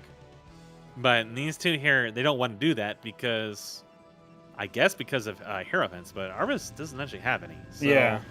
He actually does not have the kind of chasing power that would warrant being worried about trying to retreat from it. But then we're going to see the NPCs come up. Neblime's sometimes is a little bit faster, and especially since this base wasn't up yet. But we see Arbuz immediately also going for the embassy. And Usually they build a witness first, and then begins the witness wars. And actually, Neblime, I don't think even bothered with the witness at all. No, not yet. And usually Neblime is pretty good about consistently keeping witnesses up. Arbuz has games where he doesn't try to keep them up, and he's just not even like caring about Neblime spying on him. And then there's other games he is on the nose, and Neblime just doesn't even bother dealing with him because he keeps losing them. So typically in the games that Arbuz is winning or doing well in, he's definitely more on point with those. Again, the Solarian game is really such a one where, if I remember, they didn't even get scouted for a while until they were already being built. And then that prompted Neblime to do a switch, maybe off of Exemplar Gladiuses into Panoptises, and it kind of went disastrously. So there is some little interactions you can see between them here, but Neblime likes to set up kind of like a Darkened Fantasies-esque net of at least 2, sometimes 3 witnesses, and he keeps them in the choke points, and sometimes with the army, and yeah, it's every now and then Arbuz doesn't have one with his army, and it actually costs him. But Neblime has actually been punked by Kabbalists before, so yes, it can go both ways here. Arbuz here, he's got a pretty strong position. His army is a lot larger. Yeah, it seems like he's invested more in the here and now, while Neblime tries to go for his Nexus and his Embassy faster, and of course the Ardent. And just in the blink of the eye, the Manifold's really helping out to get rid of those frontliners. Neblime has pulled the Battle Workers, but I don't think that's going to be enough despite the Matrix and the Mineral line. You just not enough damage to actually bring this comp down yet. As an Architect almost done. Neblime is very much a Battle Worker believer. He has no qualms about pulling everything he's got, but he is very, very heavily outnumbered now. It's 5-24 military, and Arbuz can just ignore this Matrix, work out the ramp. There is an Ardent Authority. It did finish the Architect, but it needs a front line, or it's just going to get picked off. There's an Idol and a Dracodon hanging out here, but they got to get in front. Well, that goes to Battle Workers are trying to box Ardent. him in here so he can't kite him. Yeah, it's not a bad idea per se, but I just feel like he's lost too many. He's down by half the worker count. Surely this is too much damage for Arbuz to ever toss this game at this point. I think he's got it. I don't think Neblime's going to be able to come on back. He doesn't even look at his army for a moment just so that he can go back to base and get some more stuff. Another redundancy pylon to repower the Ardent Authority, desperately making servitors, and still this skirmish continues. Yeah. Like I said, I think in a tournament setting, Neblime's not going to easily cut out of games. I think he might have cut out of this game in the other sets, but I mean, he probably looks at it as like, well, I've got the embassy, I had a little bit of money floating over. I'm going to rebuild here and just see what I can do with this. Because he definitely doesn't want to... I think he just doesn't want to have to play Protoss for another tournament. No kidding. That's definitely a very scary situation to be in. Only the timing of that Architect, in fact, Arbuz wasn't able to pounce onto it, kept him in the game. But Arbuz is definitely in a very commanding position of 26 versus 60 workers. Double Stargate. As for the Arbuz. This yeah. is slightly abnormal for him. I know. I'm actually trying to remember a time he went double Stargate. Well, he's going to see... Usually in the Neblime's thing. If his witness moves a little bit further, he'll see the second embassy. That is the architecture of how Neblime seeks to get back into this game. See if he can kind of keep things going for himself for a little bit here while his worker count starts to go right back up to the heat of things. And yeah, the rogue galleries in some number for Arbuz. So I'm thinking it might be like Gladius, Vagrant, or something. Maybe Exemplar. He just sees the architect and is like, okay, I'll just build these units. There's actually a positron. I forgot those units even existed. It's being built right here, right now. That's right. That's amazing. Right. I can't believe it. I feel like servitors would be a better choice because you usually make positrons if you make them at all. You're a legend. I love you. But if you make them at all, it's so that you can deal with stacked air. And maybe he's just trying to get rid of them vassals because they are charging in right now. Remember, when those die, they're going to speed up all of Arbuz's units to allow him to get into this front line a little bit faster. And the witness. Here it comes. Yeah, here it comes. Architect not yet pulled back, so there's an opportunity for him to pounce. Positron and its might are seen, but even if the fact that he made that unit by accident and then saw it was prompted him to GG there, I think. So that will do it. Okay, Arbuz is on the board real fast. It can't be by accident. That's like saying he accidentally made Cyclops. I did like the banter of that one game against Mystery Meat. He did that. He'll never live it down. He believed. He believed. We're going to go to game number 2 here, and it is once again, ladies and gentlemen, on Genesis Y. So an exciting matchup to have here. Another map that both players are fairly familiar with. There was a period of time where Genesis Y was the hot newness, the new hotness, and everybody was playing on Genesis Y, dude. Everybody had something to say about it. They thought it was a great map. And I think generally that notion is still there, but now many people are probably like, oh, wait, yeah. It's a certain kind of map, though. It's not your macro-style long game map. You know, it's Biddy B's offering to the dad altar, so to speak, where you just kind of throw your units at your enemy. And, you know, there's definitely an element of that. We saw that with HitEmUp versus TopRamen earlier today. We saw it with Mystery Meat's Gigunda Army versus Neblime in their opening set. So Neblime should be familiar with this. Are you ready to get into map number 2? Yep. Let's do it then. Okay, Genesis Y. I'm expecting good things from both players here, but I got to say, Neblime maybe needs to get a little bit further on the ball when it comes to the lovely, worker count. He was able to start stretching ahead a little bit with those embassies. We'll see what he can come up with in map number 2 of the set. He is in the top right as the Glacial Protoss, and ArbuzBudesh in the bottom right as... Oh, this is a tough one. I know it's not Harlequin, because the Harlequin one is the one where it looks like you. It's like, oh, I have units in the bottom right. No, it's not actually that. And it's not Vine Green, because that's more dark. It's not Forest Green. What the hell? I'll say Vine Green. I'll be wrong. Holy shit, I'm right. Hell yeah. All right. But you're wrong. I was wrong about being right? I was you. No, I was wrong about being wrong.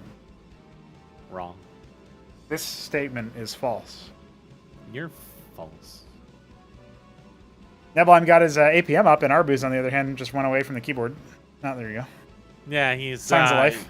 He resists the devil fruit of arthritis. Yeah, Neblime usually does too. It's very surprising to see him try to get warmed up. He must be in the game. He's like, this man just beat me. I made a positron. What the hell?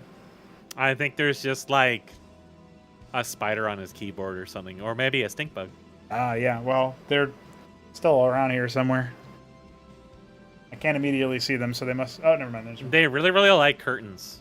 They're on my the noise proofing thing that you put on the wall, like the sound dampening pads. Moths used to come over there all the time at the old place, but I guess I've attracted a new breed of idiot. Well, you probably have a hole in the house somewhere you gotta find. Oh, it's only the entire house, yeah. Shit was made before there was a building department, dude. You think anything's to code? Well, I would, when you have a stronger financial situation, I would definitely consider having an inspector tell you where everything needs to be sealed, because, yeah, it's just going to be annoying. I mean, I guess as it comes to winter, it shouldn't be as big of a deal, though. So. Yeah, no, winter is actually bad, because that's when the rats and stuff come in. Yeah, we got a cat. He'll just sit on them. Oh dear, look at this. Unsurprisingly, there is lattices, but Neblime does do this sometimes where he adjusts his build a little bit here. That's right. Yeah, just the one gateway into the lattice. Still going to be the vassal, but the other units that come out may be different. You may see Golem, may just be some more manifolds. This may indicate that, I don't know, he may just go straight for another gateway. It's just a little strange, but I feel like that... Arbuz must be feeling pretty good for himself taking off the first match like that, pretty comfortably too. Yeah. Neblime was able to hold off the attack, but the battle workers definitely paid the iron price for it. Yeah, no kidding. I mean, these are the kinds of games where that's when you look at that kind of game from Neblime's point of view and you think to yourself, like, just how did he get more units than I did? I guess my tech timing wasn't quite there. I did go for the embassy, but then I went for scribes instead of the witness, right? So there was no detection, no vision of the enemy's base, no sense of what he's doing. Maybe that's where he kind of lingered a little bit, because, you know, he was vassal scouting. They're both vassal scouting, right? And Neblime was able to get some intel there, but he wasn't really able to turn it into like anything. that early expansion for Arbuz just paid off. Is basically what it was. He had an earlier investment that turned out to be a little bit better, and then he avoided the timing attack because Neblime didn't really want to try to trade with his army at that point. And then his eco just took off, and then Neblime really wasn't able to fully actuate his expansion by the time that attack came. So it turned into a timing attack for Arbuz. With a mirror matchup in particular, this is pretty common. Well, And we do have some vassals here. yeah, Neblime It is is an doing upside, some though. cheek. He's got 7 vassals as soon as that one finishes in the lattice. He's trying to, like, preempt where the enemy vassal scout is going to come in. He's, like, doing a lot of movements here with his army. He's looking for it, trying to hide those vassals. He's got his Hierophant out to tag it if he sees it. Oh, he's found it. Oh, he found it. Tick. Okay, the scribe at the front gates as well. The scribe was murdered. I don't think it saw the nexus. Oh, and the vassal doesn't No. end up dying either, so... You know, there is no static defense or anything, right? No star sense tingling for Arbuz just yet.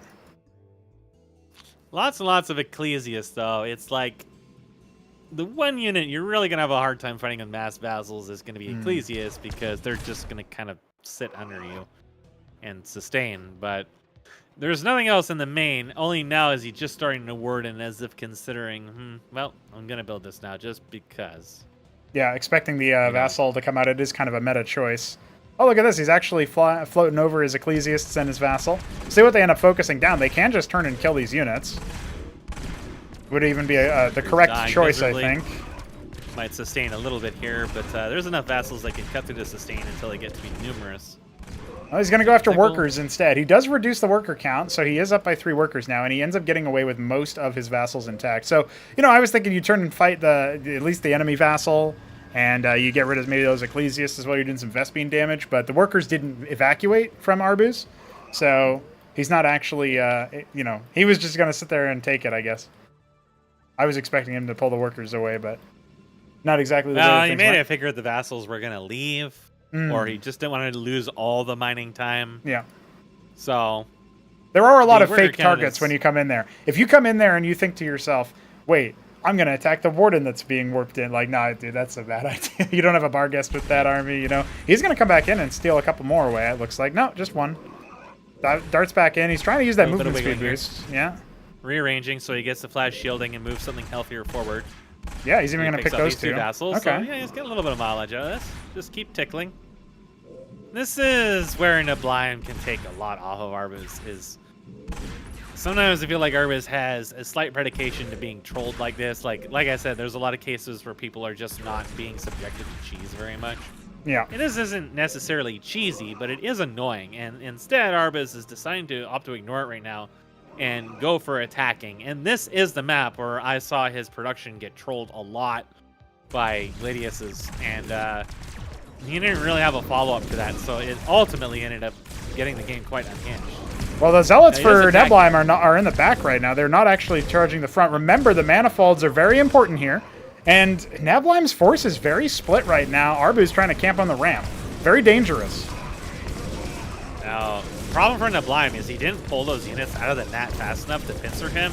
He pulled back his vassals, but now he's forgotten about them. So now he's brought forth the workers, and a chunk of his units are not fighting. Neblime is having a little bit of a kerfluffle, and it's pretty much all Ecclesiasts. So they're just attacking workers and sustaining, while the rest of the DPS on Neblime is very, very split up.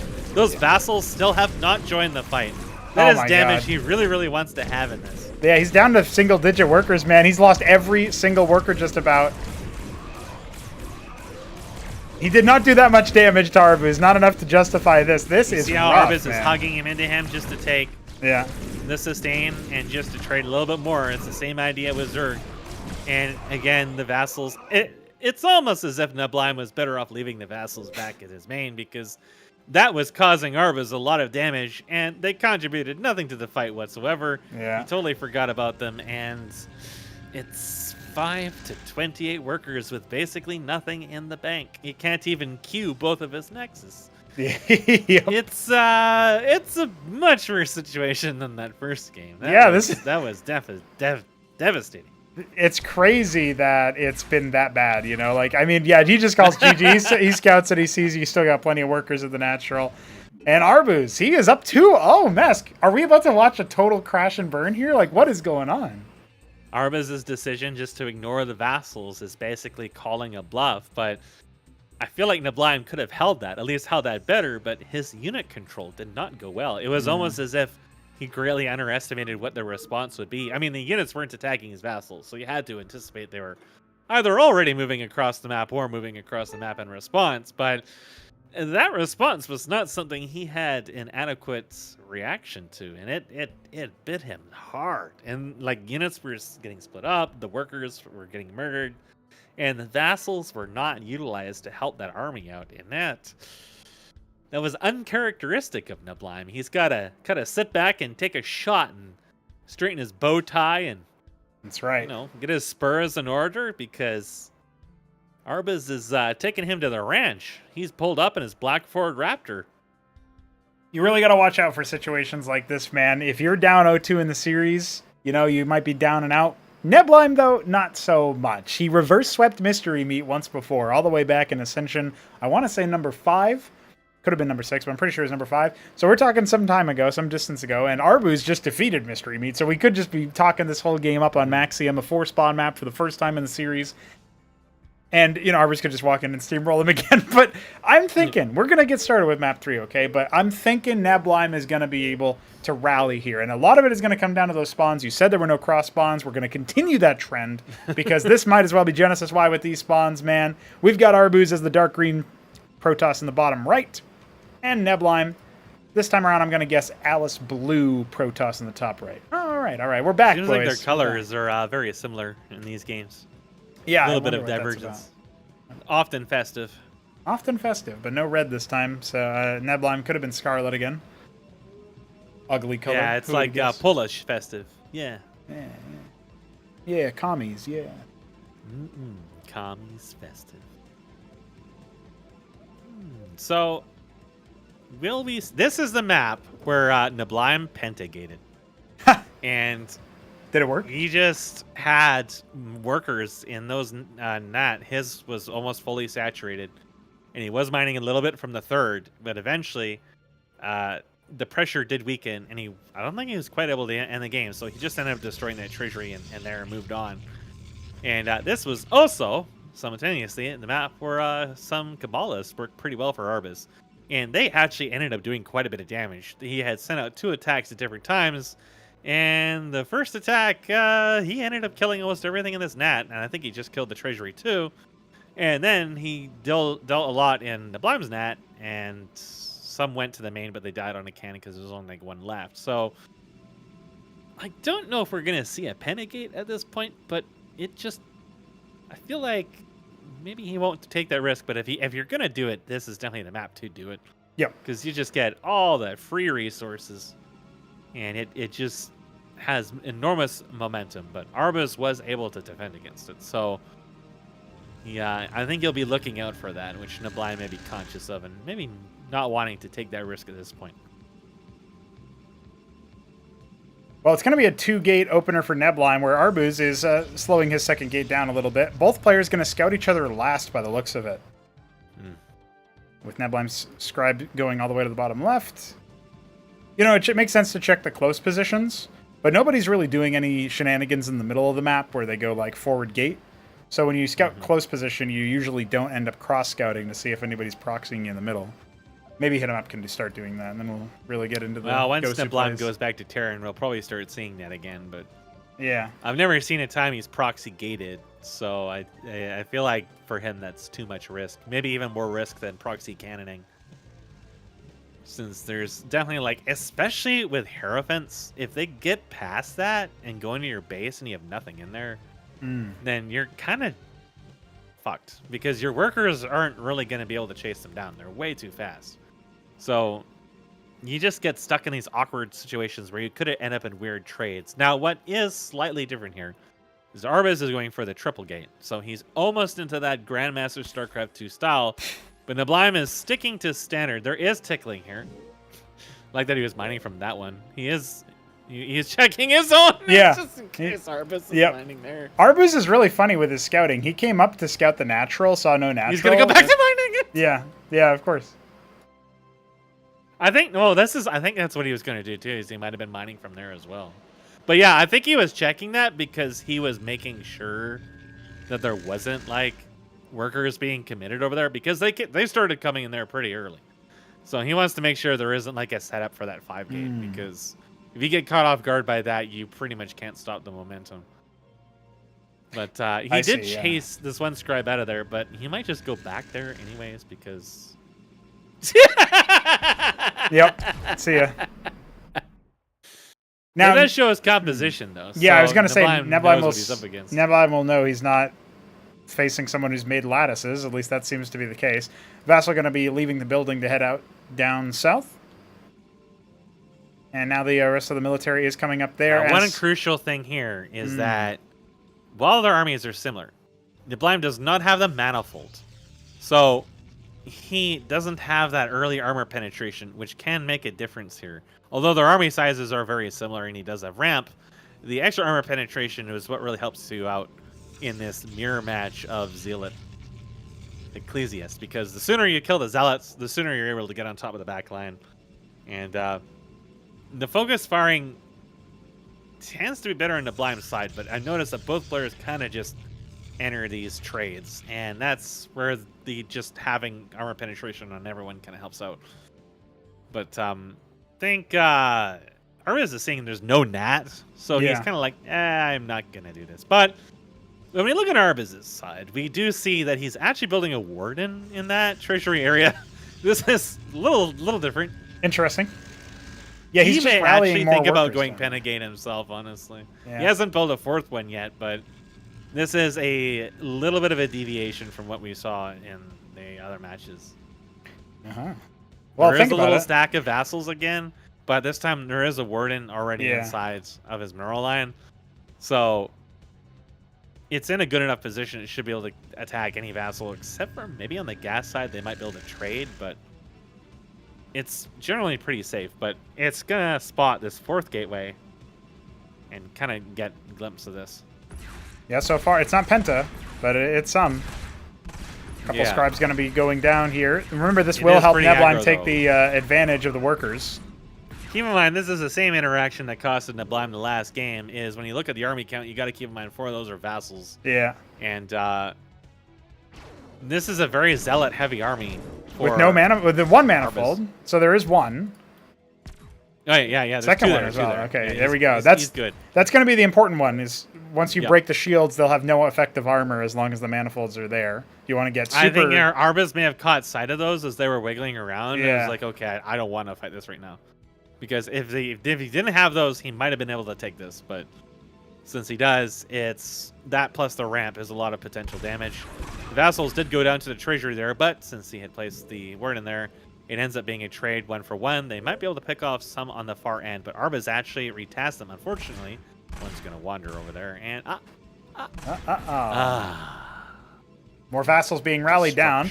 This is a little bit of pressure, but so far, Arbuz is still keeping things going. He's got his Nexus halfway done, so he's still going to have economic tempo. Pumping Draconids here. This is definitely very aggro, but Neblime is also on 4-gate with a Lattice. The Lattice is actually making an idol just to kind of get a little bit of splash on those Zealots. Yeah, when you pair it with the armor pen, right, it's going to work out. Like, Arbuz wants to just contain and be very aggro. So, slightly different style than normal that we saw in those other matches, where usually if he was being more aggro, it was like early vagrants and some other kinds of stuff. But Neblime's actually going to take this opportunity to move out here. Yeah, this is looking pretty good here for Neblime. The fight definitely a lot better with the surface area, and no manifolds on the side of Arbuz. No nary a lattice in sight for him. Definitely going to end up definitely went badly for him, so he's going to pull back. But back home, he's got a 6 Draconids in one part, another 3 more Zealots. The Rogue Gallery won't finish for a little while, but if he can group up his units here, he should be pretty safe. But maybe Neblime... Oh, Neblime was maybe hoping to catch those on the ledge there, just ever so slightly too slow. Yep. A couple of his vassals getting hitched here as well. They're going to get cleaned up, so now we have a more complete understanding of what the military is looking like here. We can see Arbuz planning himself a little bit of a frontal wall. He actually pulled his workers from the treasury to the mat, so that Neblime couldn't just pick those off with impunity. Let's see, the 2 pylons are here. They like out. to stick these pylons in the front. Yeah. Because units, as you can see on Neblime's side, they're getting hung up on the pylons. That's allowing Arbuz to trade way more efficiently, since a lot of DPS was not reaching his units from Neblime. And that allows them to hold. I've seen that a few times. It's just really silly. And now, as a result, Neblime's offensive power is gone, but he has been free to harvest from the treasury himself. At long last, Arbuz could switch some units back to it if he really Yeah, wanted to. the position didn't get It cleared wasn't by touched. Neblime, interestingly enough. He didn't want to risk it, I guess. And so Neblime might actually think that he's not, that Arbuz is ahead of him economically speaking, which really shouldn't be the case, except now that the second Nexus is down, he is definitely ahead. The worker count's starting to stretch ahead at Here we are. 4-hour green It's protons. the Kabbalists. Yep. So those So, are probably like I heading said, to the this other worked treasury, before. if I had to speculate. But there is an embassy on the way. Yeah. So Neblime will eventually have detection. But this was later in the game that the Kabbalists caused him problems. So it's very possible Arbuz is going to try to make a little getaway with this, especially against that treasury where there's no defenses. He could definitely score some kills there, and then he can even destroy the treasury and be like, okay, if you want this, you're going to actually have to build something there, which nobody wants to ever have to do if they can avoid it. There is 17 Ecclesiasts within Arbuz's army. It's just all sustained. But overall, Neblime's army is larger here. It sure is. Will give Arbuz a little bit of engagement. You can see he's trying to go after this treasury. He hasn't picked the pylon, so the Warden adding a little bit of DPS. Bit awkward there for Neblime. Definitely could have been able to just finish the meal on that pylon, but it will not. He's kind of hoping maybe some workers were down there to pick off. And he's like, well, I'll destroy this, but doesn't want to have to pay units for it, so he pulls out. Yeah, army size is exactly dead even. And if you have to think about who's got the more impressive army, I mean, Arbuz does have some of those military units in the Kabbalists, 3 of them leaving to head up towards the north. And I like pairing this with an attack. If he can pull army away from Neblime's base, which may be why he is moving his own army here with a little bit of positioning. But the Kabbalists are still going to end up ahead of this, and Neblime has a witness right there, but he pulled them back. Yeah, he's trying not to show him. Maybe they're pathing cut code. Okay. They're fucked. Yeah, they're going to end up getting bopped here. And so, too, are some of those units heading in from the middle. It looks like a bit of an army mishap there, and the 3 Kabbalists dead at the natural. Would have been good if they could have intercepted, but that witness comes out at the wrong time. Arbuz has 1,000 minerals in the bank. Could definitely end up spending some of that. He's got his third Nexus already on the way. Monument is sin at this rate. Yeah. Well, he's going to go for a military fight instead. Remember, Neblime does have that manifold buff, and as he's got his Hierophants, they're not actually involved in the fight just right now. Notice how Neblime split up his manifolds? Yeah. He's got the 2 of them, so his whole army is getting the buff. Very, very useful. It's quite a significant damage difference because most of Arbuz's army has armor. He's got more Zealots coming in, though. That will definitely help him out here, and if Neblime's not careful, he could end up getting surface area a little bit. The Ecclesiast count definitely favoring Arbuz here as he tries to stretch forward and use them to snipe individual units that are high-value targets. They do deal okay DPS, but as the front line falls, you really got to start to disengage. Sending out to her a little bit as some reinforcements come, including 1 Vagrant. That's right. His existing 1, so now he's got 2. He's doubled in his investment. The 1 somehow surviving with 77 HP. Some units getting kerfluffled here as he tries to amass defenses in preparation. Neblime really wants to deny this third. That's definitely going to cement him in the game. He's going to try. We got a Vagrant off to the side here, drawing a little bit of attention. Remember that Nexus will soak up a lot of damage as well. We've got more and more gateway units pouring out from Arbuz, but I'm not sure that it's going to be enough. There haven't been many reinforcements from Neblime, but he still has so much here. I feel like he's going to be able to overwhelm and muscle out Arbuz, who pulls the workers. 2 Wardens will finish. He's going to pull out the battle workers, but his units are thinning out a lot. Yeah. The Manifold is still quite happily alive with his 3 kills. Workers are biting. They are. They're having a bit of a spin, but you know what? A couple of the units do end up dying there, and it looks like we have a little bit of a lull in the immediate action. That Nexus not quite endangered yet. If that Manifold were sniped, you could feel even better about it, but we have more reinforcements coming in. A front line sort of peel off a little bit of the pressure. Yeah, this Nexus is definitely fucked. Arbuz has to wait for additional unit rotations to be able to compete with this. Right now, he's really holding out on those unit queues. He really doesn't want to spend too much of that money. Only now is he starting out a new set. Got a couple Stargates. He does have 2 Stargates that just finished, so while he's not out yet, he's definitely losing some momentum. Neblime will finally be able to squash this random Warden. That's his 2 kills.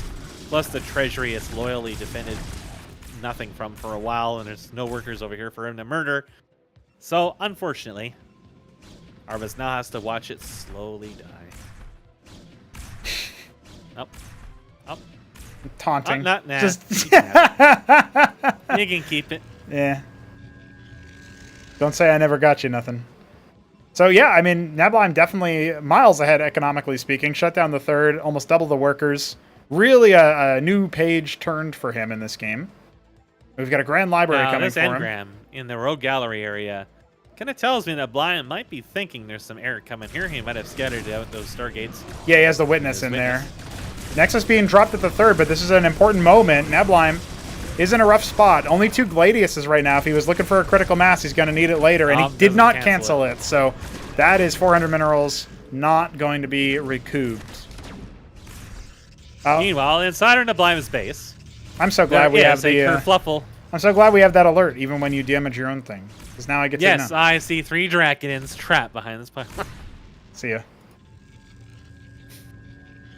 Yeah, I remember when I was talking about people's bases looking really nice. Anyway. Listen, Neblime is an artist. He's got the 3 rogue galleries forming a slight, beveled, rounded right angle. And now he has to kill the warden because that's also blocking him. Oh, no, Nah. no. 2 health, just like the one inside Arbuz's. Now we're even. How does that happen? Well, the scribe has scouted Arbuz's secret ball meisters, advancing ball-wise. Yeah, the witness is going to come over there and see that as well. That could die to them. Third time taking the third. That's 3. Arbuz trying to make sure he can hold on to that. He's got about 6 Gladiuses, I believe. As well as he went in for a rotation for Exemplar. Okay, so his Gladius count isn't as high. Engram Warden should be well more than enough to stop this. Yeah, he's going to fly on in. Very similar to it. No, fuck these losers. I'm going to the work. Oh, Taste balls, losers. You say that, but the main army is now engaging. And remember, Neblime was looking very fearsome. Now he's got an Atreus, dude. See ya later. Oh, my God. The Atreus also fires balls, incidentally, and so do Draconins for that matter. But the 2 Exemplar have remained home and are going to add a little bit of damage to this army as they slowly splash various units. The Nexus is once again annihilated. A very sad loss. Arbuz just wants to make workers, and he's not permitted to. The Gladiuses all died in the main of Neblime. They all chased into the wardens and stuff, and eventually Arbuz will concede, taking us to game 4. I can't believe it. It wasn't 3. Neblime gets on the board. That's my boy right there. It would have been feeling really weird if we had 2 3-0s back to back, especially with this one being, you know, what I would say is technically higher stakes, right? If you think about it. Mm-hmm. So definitely something that I would be a little bit confused by if it was a 3-0. How would you even know how to feel? Well, we're going to Oblivion. Didn't Arbuz live on this map, but didn't he also live on this map with Neblime? Yeah, so I'm thinking this could be a pretty exciting one as well. It'll be funny if this is a 50-minute game with demiurges again. Yeah. The one game was so long on the stream. It was crazy. I could believe it. That's where we started to see Auroras. That was Neblime's late game unit on that map was Auroras. I think he started to work them in too. What was interesting to me is that Neblime used a lot of LAN effects in those matches, but we didn't really see them in the 2-hour run, and he hasn't really used them. I don't think he used them at all in the tournament. It was Arbuz who used them, right? It was Arbuz who used them against Mystery Meat. So it was kind of interesting because Neblime was doing a lot with LAN effects during those matches, but he's not really tending to the air himself at this point. It's actually interesting seeing that the roles kind of swapped, where it's Arbuz building the Stargates and Arbuz going for the Gladiuses, and that's been kind of like his flex at this point. But Neblime knows what to do about that. They can't deal with the engrams, and even though he lost a few workers to them, it was kind of a null issue at that point. He was already so far ahead. I guess Neblime is kind of like an unloving god where he will build lots of masons, but sometimes those masons must also die. The tree of liberty must be watered with the blood of masons. Well, don't you understand? This is PvP, Mask, and Alexander loves when Protoss die, so let's watch some of them face Oblivion for our 4th match. Also, I forgot to switch the overlay in the last match until later on, so nobody saw me guess all of those colors correctly, so we'll just have your word to take. You'll back me up, right? It's Glacial Protoss. Oh, it was Electric Blue. Fuck you, Arbuz. Annihilated. It's Ultramarine Protoss. Yeah, all right. Neblime's got my God, back. I take Ultramarine Neblime really, to win this game. That melts my eyes. God, it's so bright. Well, you can shift tab, but then they're both red, so good luck with that. Oh my God, why are they both? No, they're not. No, they're both red on the mini map. But And then you shift tab again, and they both become red. what the fuck? That's fucked up. It sure is, buddy. It sure is. Oh Something God. about how we enabled all these extended player colors, but that feature never got figured out. And then Nave, who made the extended player color thing a reality, decided he would only work on remastered stuff. And then he stopped doing that, and now nobody knows how to mod and remaster He it realized anymore. he hates himself, and then he went to remastered, and he realized he doesn't hate himself that much. Yeah.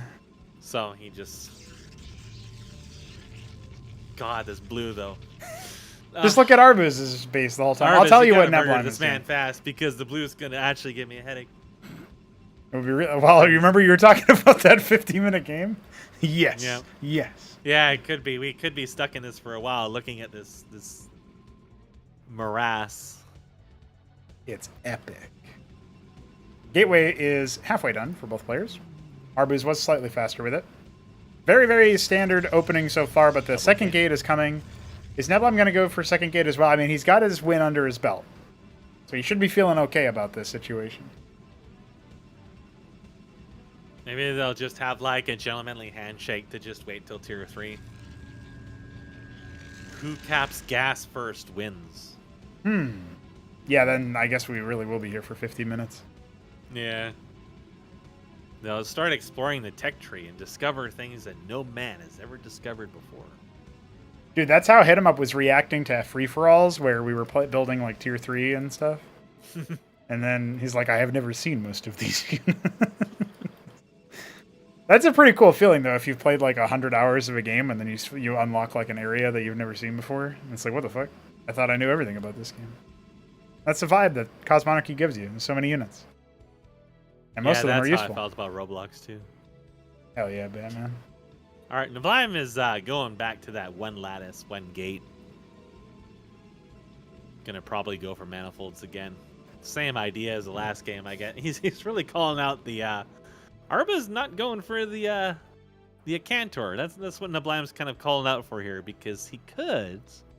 He did do that a lot, but it was never like enough to seal the game. Most of the time, it didn't do that much damage. So, he may not do it this time, but this is definitely speaking to Neblime's confidence about how the actual composition is going to go. When Arbuz could do something very cheeky, like he could just rush only Kabbalists.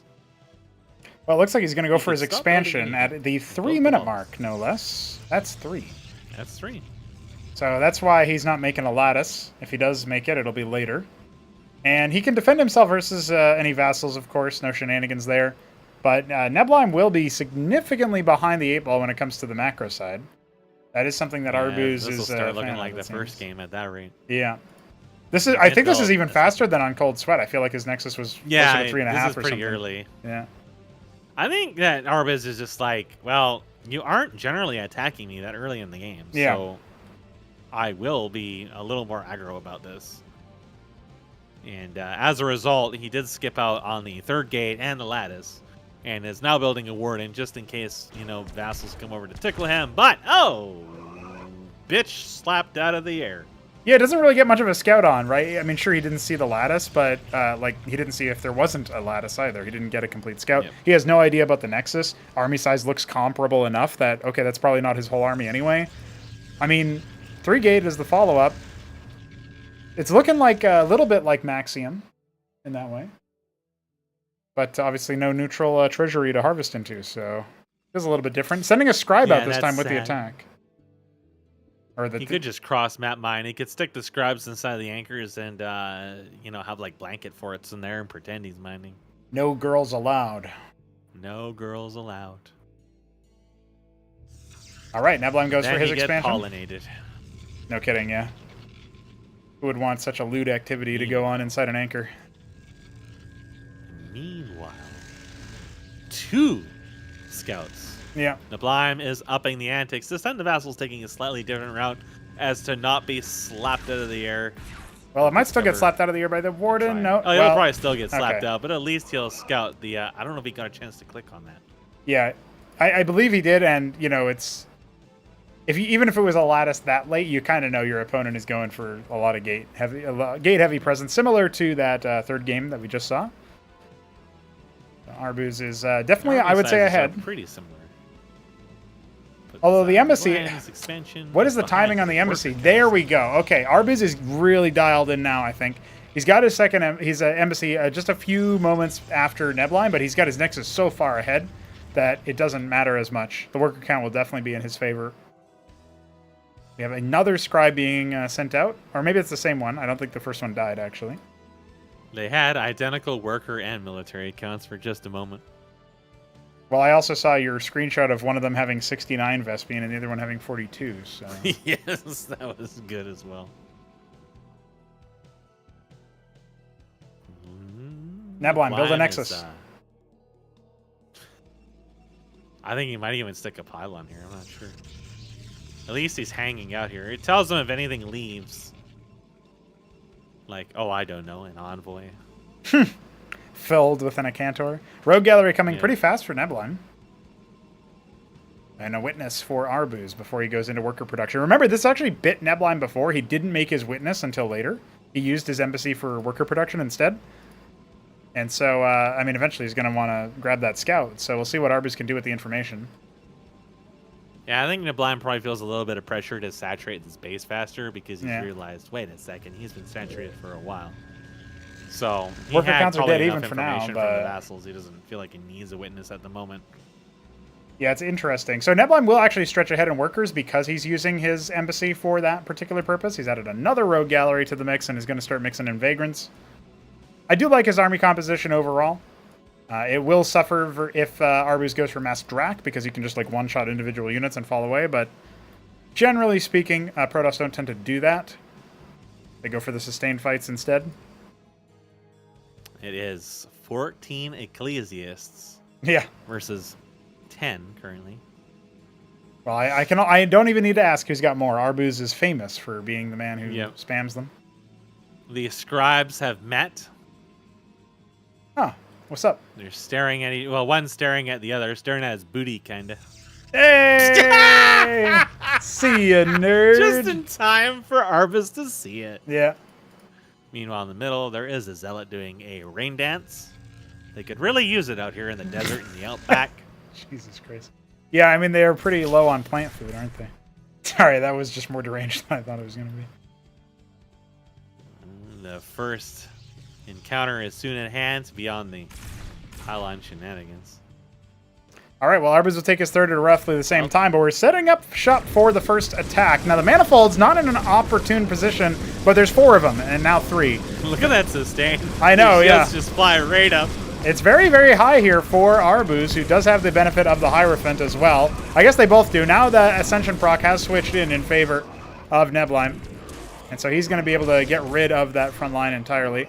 Looks like what he ended up doing was mixing in the Charlatan relatively early, and that does have that damage multiplication, so that ended up playing a part too. When he tried to switch to the Manifold, but its shields just popped up instantly every single shot. Yeah. So it was not going to die anytime soon. So he did manage to get a few kills in, but... Well, look, he's switching into heavy Dracodid now, but it feels like if he had waited for a little bit longer for that composition to go, he could have maybe grabbed, say, 10, 12 Dracodins. At that point, you're one-shotting every unit that your opponent has if you're doing it in sequence. You just need enough Zealots to pick off everything else, or hold them at bay for that matter. So you see a little side wiggle here coming down. Probably going to poke this expansion that's being built. It did get scouted. That's right. The witness of Arbuz, but he's got the 2 Stargates, so again going for those Stargates. He really wants to make this work, but this witness is liable to spot them if it moves into the back of his base. Right now, just checking out his ramp. Goes into the expansion, focusing on the Nexus. Arbuz is taking the way around to force him to go through him, but this long distance means that this Nexus will die. Well, the rest of the army is gone as well, so that's just based on the fact that he's come on in. But he'll take that as a victory. The question is, does he have enough military on the other side? And the workers did not get pulled to block this army's egress. So thinking about it, this actually is most of the army, like especially the expensive units, the Ecclesiast, the Charlatan, they're actually going to get away. And Arbuz is not really in a good spot to move forward. He kind of just rang around the rosied him. I mean, think about it. Look at what's at home. There's Atreus. nothing at home for Neblime. He could have actually just straight up lost the game there if Arbuz had gone for the attack. He might still, looking at the way that Arbuz is moving across the map, but I'm not so sure. I like how they're not really trying to counter-witness each other. Yeah. They just kind of like got a permanent map hacking in each other. The witness is observing the coming Gladiuses, whereas he is already building an Atreus, so he kind of has some answer to that.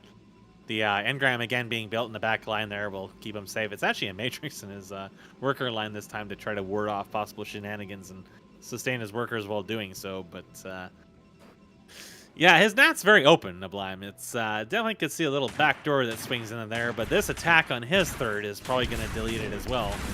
Yeah, they're ignoring the static defense itself for now, going after the pylons. The double pylon is going to make that costly, and instead, after killing the first pylon, he just deals with the static defense himself anyway, so that felt a little bit wasteful, but now he's in an awkward position where he can't really take this fight to do anything else due to his front line already being chipped down and not very many zealots actually being on the field, so he's going to have to fall away now.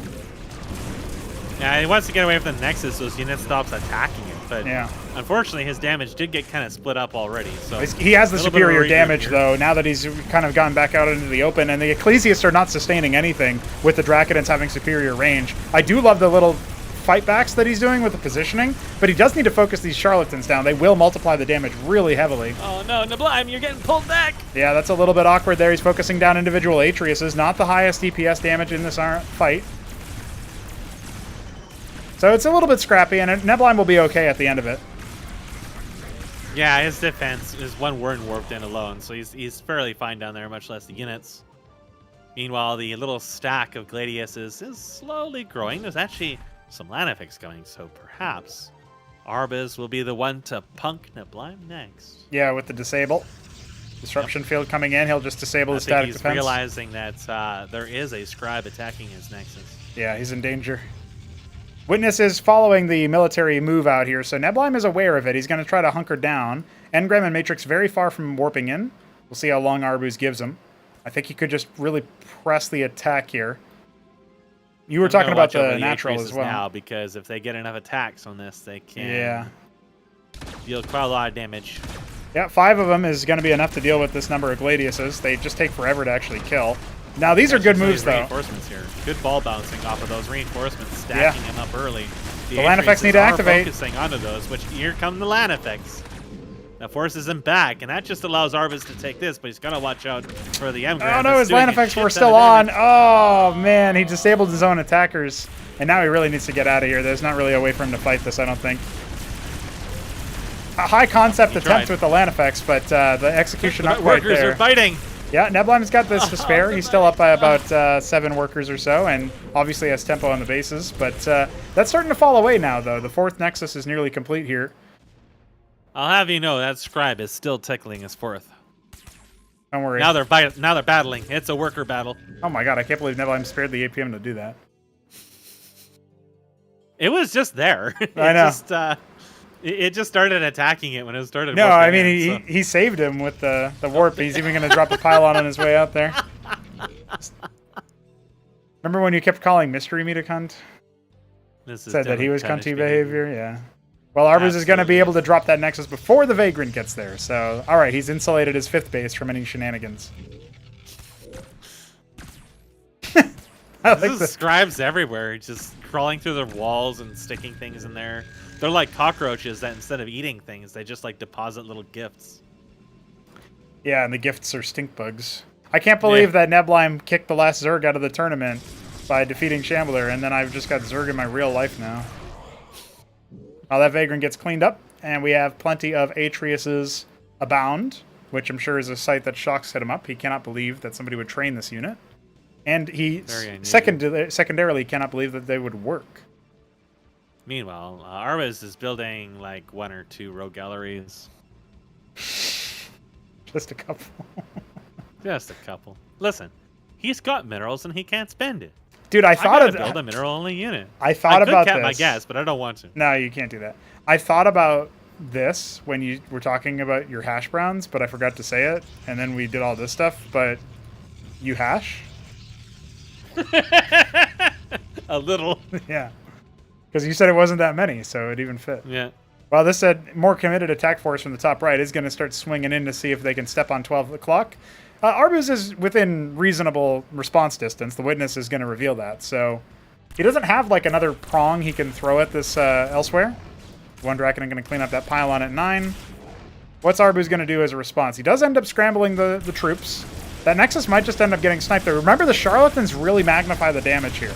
Gotta watch out for these Gladiuses because, yeah, they'll just turn on them and they take a lot of damage. Yeah. Well, Atreus Charlatan combined, it really just completely shreds air stacks.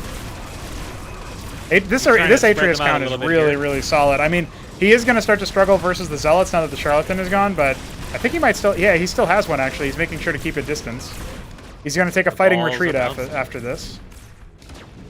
And you can see how ineffective the Gladius attack actually is versus the Atreus relative to some of the other options there. And another attack force heading out towards the 10 o'clock position there, so that base now in danger. He has a bunch of Wardens here, which will ward Neblime off for a short amount of time. A lot of battle workers he has enough waiting here to take this. Okay, the worker count's still pretty good. We do have a 4 base versus 4 base situation, and that 5th base is already reestablishing. At the same time, though, I mean, if Neblime tries to crack this, and he will be able to do something here. Ecclesiast and Amaranth, I always knew that this day would come. We finally see them united. But, yeah, no surprises there. 6 Wardens, not enough to kill multiple Amaranths. And look at this. He's also doing the same attack at 12 o'clock, while Arbuz, he's kind of like caught between both two worlds here. He scouts the static defense at 6 o'clock, realizes he might just need to commit to attacking the natural, which I would favor him for. If he goes to the natural and kills the main, there's no production left for Neblime.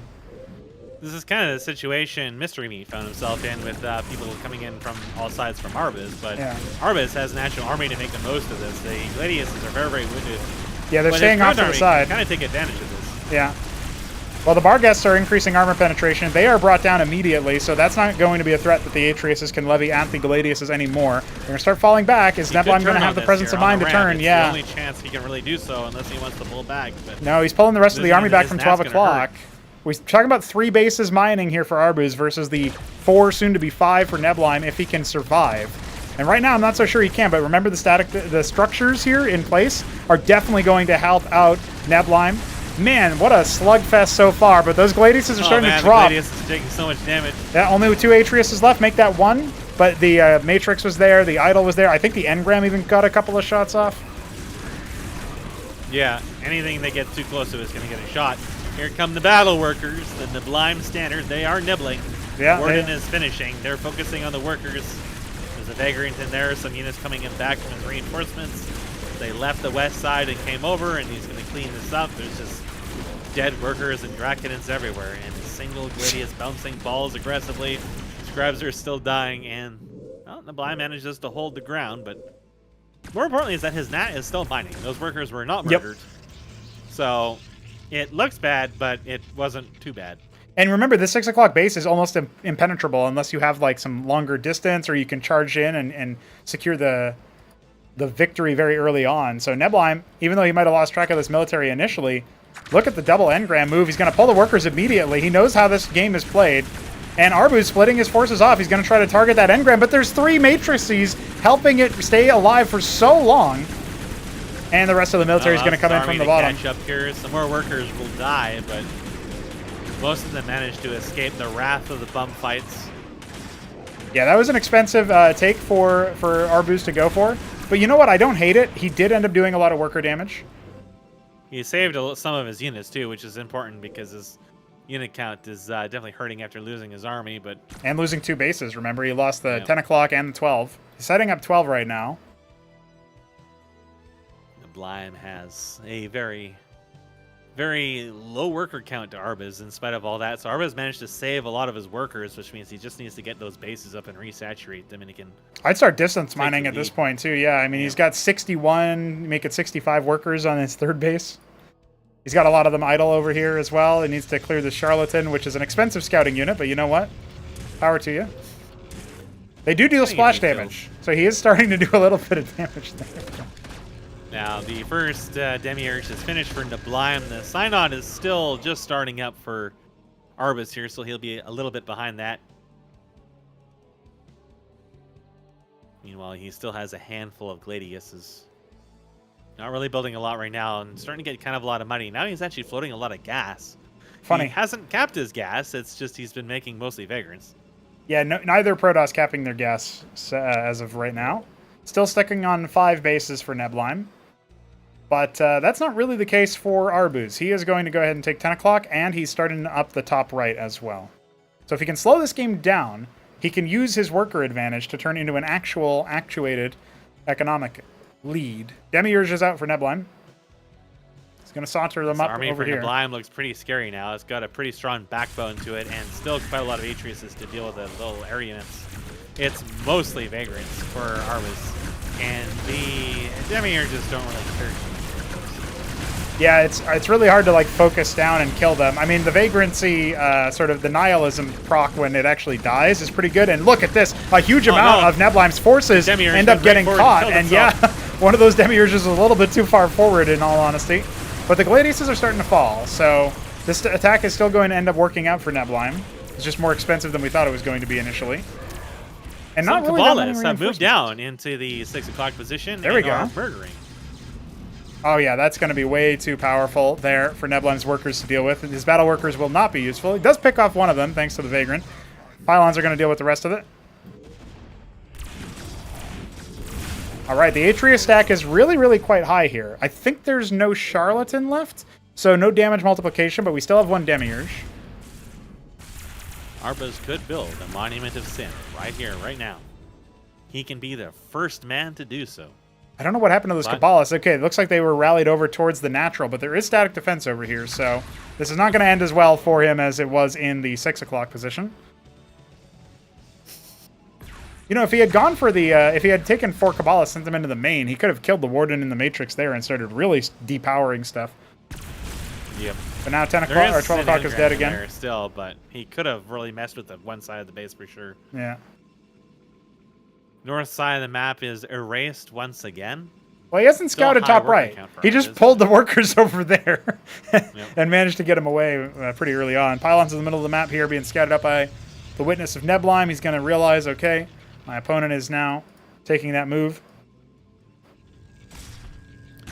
10 o'clock is going to be endangered, yeah. Yeah, this is going to split Arbuz's forces. He has to fight the massive Atriuses and Demiurges with predominantly Vagrants with some Gladius, which if he can keep them alive, they can do some nice bouncing Yeah, here. But the Atreus has just got tasked onto them, and you know what? They do end up doing okay. Oh, take a stolen Demiurge. His own Demiurge came in, so he's cashed in. That Nexus is still dying, though. But yeah, the one base is still dying. It's a slow, gradual erosion of the Arbuz family here. But inside his third, battle workers strike back, and they tickle and nibble, and they are in such an overwhelming number, you can't possibly escape them. No, there's 66 of them, dude. You can't deal with that. Not even 4 Cyclops could deal with that. A couple Vagrants, as you called them, the bum fights continuing. Yes. But these bums brought reinforcements, and those reinforcements have money. Barghest Vassal on stack, headed to the top right. No defenses were ever set up there. Arbuz, he is going to suffer some losses, and his Atreus opponent is indeed cashing in on those Gladius corpses. We'll take those. Are getting annihilated. Yeah, Vassal Barghest is going to clear out the top right. It is not looking good for Arbuz right now. He does not have the ability to fight back from this position, it feels like. He's going to try to set up his 4th base yet again, but he's lost his 5th at 12 o'clock. He's lost his 6th at top right. No, his 5th base is going to go ahead and be down here at 8 o'clock instead. He's going to be neighbors. Expanding towards Australia. Those extra and blind bases for a while, but he hasn't ever been in a position where he can really do anything about them. So he's just been secretly spying on them. There is a little squad of Kabbalists coming down here looking to step on someone. Yeah, he's got 5 of them. They can definitely cancel that Nexus over there, but he might want to wait for the air defense. Yeah, he's waiting for the air fleet to head over to 12 and sort of circle around. Here we go. I do like the Kabbalists in general, but the army is moving out at the same time as those Barghest could just walk straight into the natural. Instead, they're going to go ahead and pull back. There's only one word in there. Yeah, that's what I was worried about. The Kabbalists, but they'll kill this Nexus before they arrive. Yeah, indeed they will. They're not going to move any further left, down. But the engram ends up murdering him. The witness sees what's down here at the base, the fourth base for Neblime. Call that the 4 o'clock position. Ah, stolen scribe. JK, I don't want it. Yeah, big games. They're kind of just stabbing each other around a little death bit. Trap. Yeah. Arbuz does not want that. Kabbalists are moving into the main. Kabbalists are in the main. They have arrived. Let's see what they end up doing. Looks like there was detection somewhere. And they're going after the Matrix now. One of them is still firing away. Ah, but the shield regen definitely helps out there. The bar guests and vassals are hitting the 8 o'clock position while Arbuz takes the main fight versus Neblime's army. They're, militarily speaking, they're kind of the same level of power, but those Gladiuses just got dropped by the Atriuses. I really think the Atriuses were the key to victory here for Neblime, and I think he is about to finally crack Arbuz down. I say that, though. Vagrants are starting to trade very nicely with them, with the Gladiuses taking a dive. But, you know, again, 8 o'clock is gone. Live, so it's getting in some nice saturated damage. Yeah. And the bulk of his army is in the Demiurges, which he has 4 of them now. So long as the Demiurges are alive, the army is still quite strong. But Neblime is just systematically cutting into his eco time and time again. Arbuz still got some pretty sick stocks, but definitely going to have to plant some gas caps at this point and start spending those minerals really sizably. And I feel like he's starting to get stretched pretty thin here and constantly having to rebuild these bases over and over again. There is no response coming for this attack in his fourth, and it is just slaughtering the scribes, annihilating them. Big worker transfer here for Neblime, blocking the exit. He's going to try to really put turn the noose, so to speak, tighten the rope there, and use the Barghest Vassal combo to come in here and see what it could do. The Barghest Vassals actually annihilate Demiurges because they get a shit ton of armor penetration. Yeah. So that was a devastating blow for Arbuz, losing all the Demiurges like that. And he lost all the workers at his fourth base, like you were saying, so he's only got 14 there. He's trying to set up 12 o'clock again. How many times have we seen these bases get bopped? The answer is too damn many. Although the Vagrants, the Demiurges can stay alive a little bit longer versus the Barghest Vassal. Not as easy to snipe, but I just don't think that I don't think that Arbuz is going to be able to mathematically solve this equation. Kabbalah's coming in yet again, he's but slowly losing grip of the map. He can't spend his minerals fast enough. Yeah, and that's it. He sees another band of Kabbalists dispatched with no real gain that time, and that will be it. GG called, and we have a 5-game series with Neblime, 1 match away from completing a reverse sweep. Meme magic? We did see a 5 series after all. I figured if there was going to be a 5 series, it was probably going to be this one. Yeah. I mean, I believed in TopRamen, but only in a puncher's chance kind of way. I feel like TopRamen had to kind of tilt his opponent to hit 5 games, but I am kind of surprised it is a 3-0. Yeah. That's all right. This one's delivering pretty well so far, I'm not going to lie. I mean, looking at it the way that this is, we go to Blackwater Bastion for our final map of the day. And we will have ourselves a gay old time here.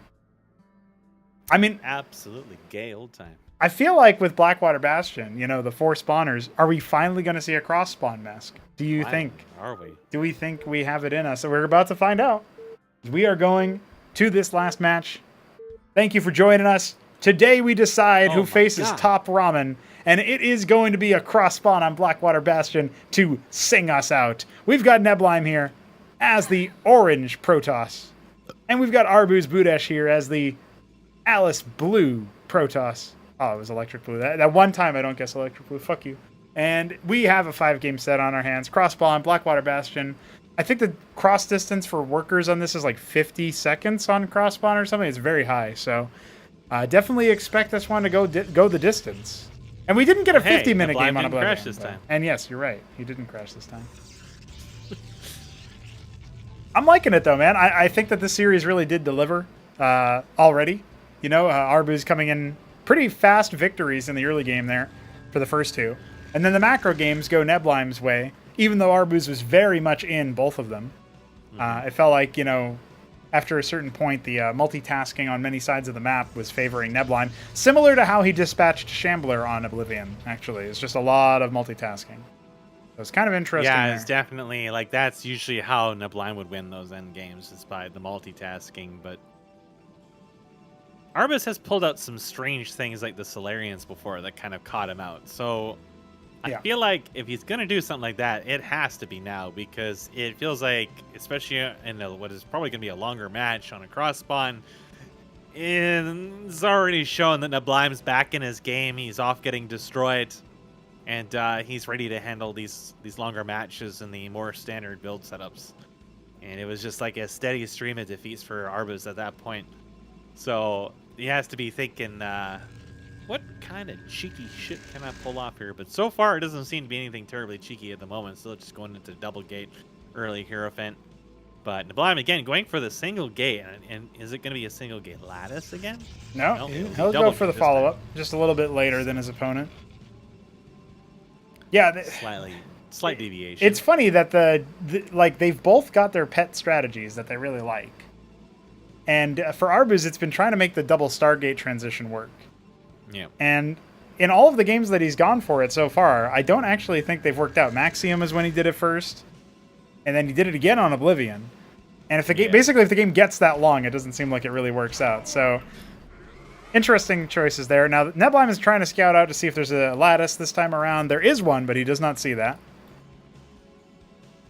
They both the double Stargates have been, he's been hoping to abuse Neblime's, either his army or his base. But again, Neblime, very quite fond of building static defense. You'll see that every single time he notices there's Stargates coming, he builds that engram in that specific place, not quite near his nexus, but near his production, and then he just kind of like leaves it there. And there's never quite a response to that. He was getting the land effects for it, but he just had the couple, and they did catch Neblime off guard initially. Yeah. But unfortunately, I think after the kerfluffle where he ended up locking in his own army, he was like, okay, I don't want to make that mistake again. Yeah. So it takes a little bit of noodling to get those to work favorably. I think Neblime is perhaps saving for an expansion here. Yeah, it's interesting. If he ends up going for the faster expansion than his opponent, that will be the first time in this whole series that that's happened. Just a point of reference there. But, yeah, it looks like that's exactly what he's doing. This could set Arbuz up for a nice timing attack. Yeah. If Arbuz wants to be very aggro in this match, he can. He is getting the manifolds, which makes me think he wants to be aggro. I think he may be seeing that, like, oh, my opponent is constantly thwarting me using these manifolds, and my early aggression is generally my window of time to attack, but his vassals is scouting the left side and realizing, okay, this is definitely cross spawns, and a little bit of a distance to cross here, not a huge amount.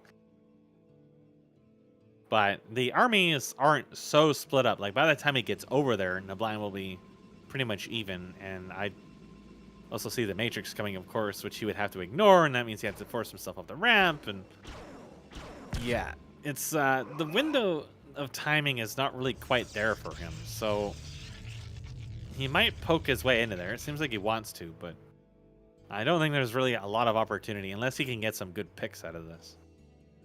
More importantly is that Neblime doesn't have the manifold this time, so the tables are inversed in that regard. That could give him the edge, but now we see the double matrix warping into the Nat. The only real saving grace is the Nat is absolutely fucking enormous. So yes, if he can get picks here, he can just go up the ramp and ignore them and attack the main. You know, we saw Shambler make the same mistake, though. Is Neblime going to be able to hold? Double matrix is a tough nut to crack, even if you got 3 manifolds. Yeah, as soon as he sees that, he's like, wait a second. Like, yeah, well, I guess I'll do nothing. Bye. Yeah, Nexus on the way. Arbuz might just double expand off of this, but there is a pylon left by a sneaky scribe. Ah, no, not again, you son of bitch! Damn right. How could you do that? Oh, hey, this guy's even going to get in here and do a full scout. He's like, hey, what you got going on here, buddy? Start blocking off his workers with pylons. People were doing that before I changed it to cost 75 minerals. Well, you know what? No cost is too high for SAS. Needs to do a couple of moving shots Just to finish build a that Nexus worker in there. off, I think. But Arbuz is not really interested in doing that right now. So he's like, yeah, whatever. He's too disgusted by the pylon and the third. Well, he wants to take 6 o'clock instead, so he still has the extra base. But now he needs to be able to hold on to it. And another Yeah, but it's sneaky still an scribe insult is in leaving the spirit. base. He's pulling the whole army to kill this motherfucker. He just won't die. Like, damn, son. Oops. I guess he must have killed the other one, though. Because he turned around and, yeah, he killed the other one. All right. You know what, Arbuz? You win. That's it. That was Rogue the, gallery that was the on the way test. for Nebubble.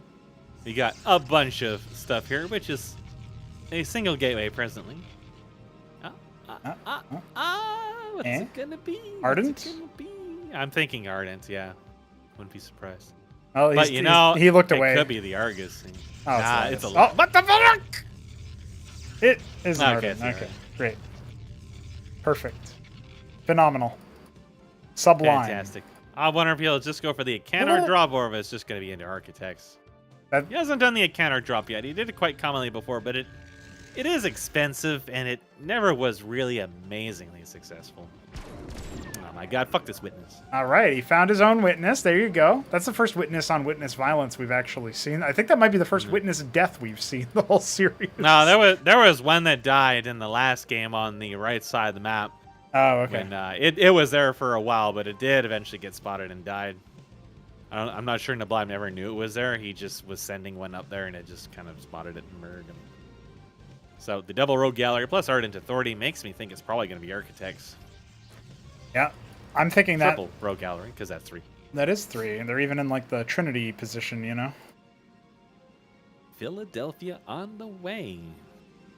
That's double embassy for Neblime. He is going hard into the Masons. But, you know, when we look at his worker line, he's got one chilling there. Oh, Neblime, Oh. it's AFK. You gotta spank his booty. He's just chilling.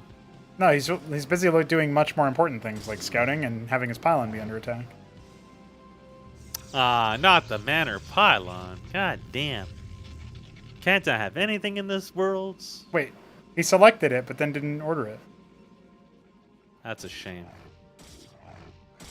Maybe he wants to build something there and he left it there to remind himself, but then when he went back, he had no resources. So he started, like, cursing in Australian. Which is basically the same as cursing normally, but it's upside down. So it sounds a little strange, like Polish. Meanwhile, this Matrix is getting tickled by a vassal. We'll start doing hull damage, possibly, just before it finishes. Oh, another witness goes down. It's utter chaos now. And yes, you were right. Lot He has waited been for shed. the Matrix, and then he ordered the unit to move. It's like how the AI wants to build something, so it just leaves a worker there for fucking ever. Yeah, he's hanging. And then you touch the worker and it soft locks it. And then Metzen spins. Wait, it's the Acantor drop. I can't believe it. But there's already, you know, I mean, obviously Neblime scouted this with his witness, so there's already defenses everywhere. Yeah, it's kind of there. Like I said, sometimes he just makes it later on just for the fuck of it. He could possibly get a couple kills with it. Sometimes he uses it in a fight. It sometimes dies unceremoniously, and it has a sad. It's never something he really commits heavily to. Like you never see the double Cantor. It's just it's there. The rest of it's probably going to be Architects. He's got one just finishing now, and both players are being quite calm at the moment. Unusually calm. Yeah, there's some tension in the game. air where Neblime didn't want to get bopped in the early game by some Arbuz return to form from the first 2 matches. And then Arbuz also didn't want to just allow the reverse sweep to happen to him, you know? Look at these Bargus that he's fanning out. He suspects. He knows. Yeah. He knows that somewhere out there, There's an Acantor an and an Envoy. angry caterpillar is going to turn into a giant fluffy moth is about to... No, the Bargus is It's going to almost see right on him. the collision course. Oof, tickled. Tickle, and he spots it. Well, the Envoy will scout that Nexus going down at 12 o'clock. So there is that. 4th base for Arbuz coming in the traditional 3rd base location. Kind of hoping to catch it with his army here, but he is... Oh, no! Oh, no! Arbus!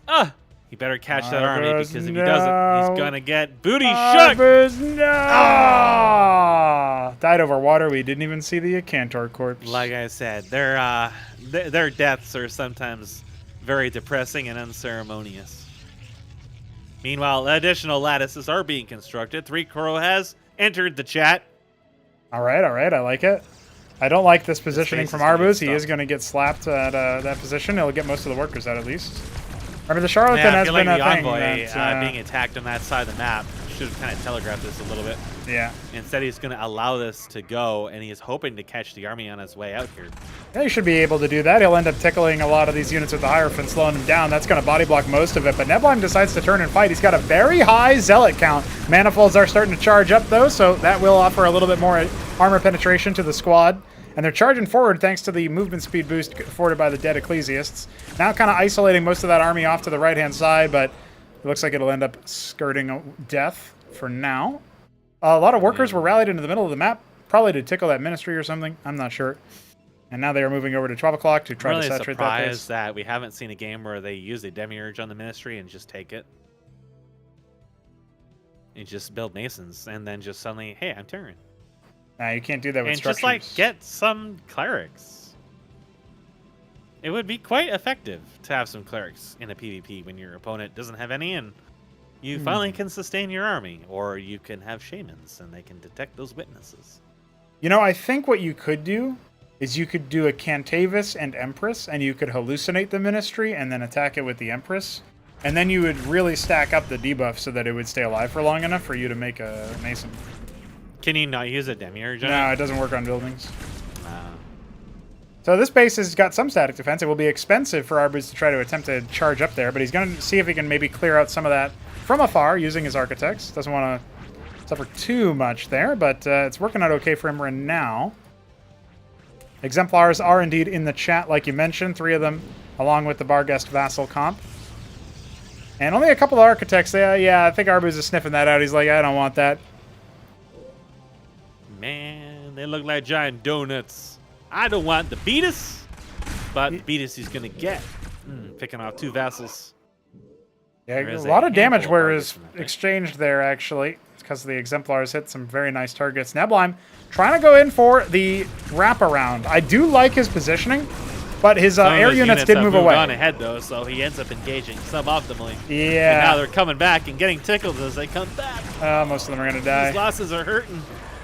In fact, this is actually going to provoke Arbuz to see if he can attack the 3rd base location. But remember, that air stack God, is... but the Exemplar, there's 5 of them. Yeah, they're getting higher and higher in that respect. Ugh. More Vagrants coming in, but the They're Architects are attacking getting the smacked vassals instead of the immediately. Exemplar. Oh, he picks up a lot of the Architects. Yeah. Well, the Vassals and Barghest are all down, but look, the Vagrant count is still pretty high, and the Architects are being jeopardized. Manifold's not really able to get into the game right now. Arbuz needs to turn and fight some of this, otherwise he really is going to end up losing most of his army. Architect's not really in the fight for more longer than a couple of attacks. The Architects are doing some good damage here, but the Exemplar are basically untouched. He slows one, but he's not capitalizing on it. He's getting tickled by the Drakenins. Little wiggle back and forth. He needs to focus on these Exemplar exclusively. Yeah. He has enough Architects to kill the ground army. But eventually he wipes the ground army, and all the Exemplar are still alive. That's the main problem, right? And you can see exactly the math set in a little bit too late for Arbuz. He realized what you were just saying, Mesk, that my Architects are going to clean up the ground army, but he did that. He only realized that as the ground army died. And then he only had a couple of Drakenins left and a couple of Vagrants Their left. numbers are increasing. Yeah, what is the response going to be? Enormous Arbuz, amounts. he's got an Argosy.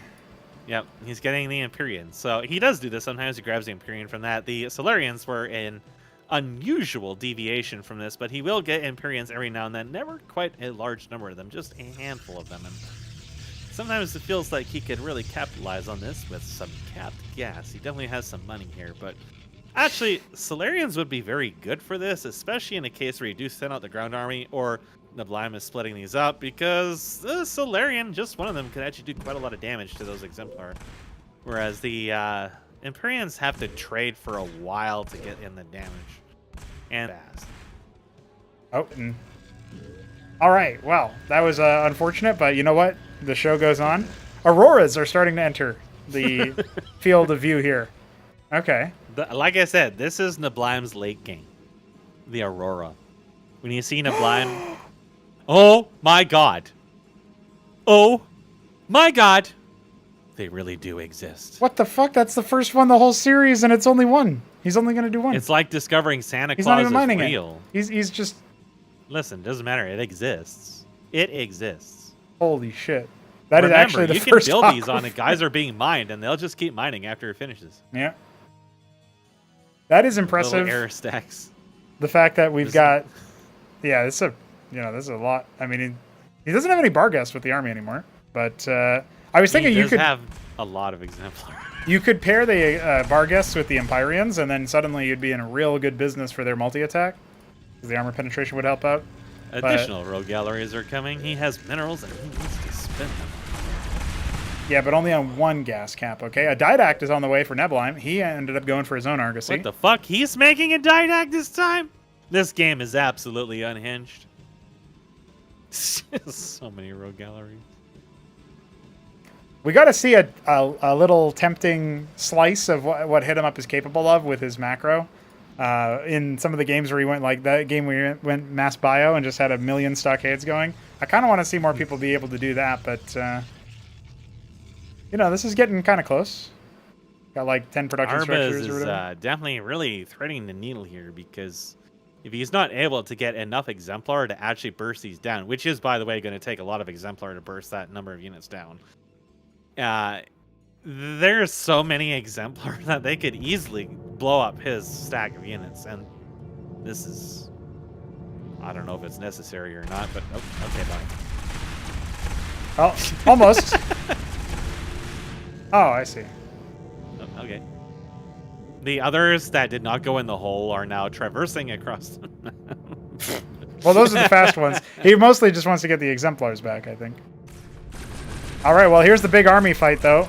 Remember that this stack of Empyreans, Vagrants, Zealots, a couple of Ecclesiasts, and of course... Yeah, even on these Empyreans, he's got to be on the ball with focusing those on the Exemplar, or they are just going to massacre his army. Well, he's setting himself up Also, for maybe the a Dynamic's stasis. Yep. Yeah, I don't know. Like, this is definitely a really big surface area here. And that's a huge stasis. That's 8 seconds that those Empyreans are locked up, and the rest of the fight is not going ArbuzBudesh's way. A very dominant wipe so far. He's got to be able to turn it around, but you got to watch out for the subsequent saves as it goes after the Architects.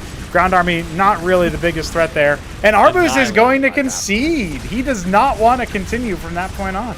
No, there's way too much. There's nothing he has that can stand against the air army now.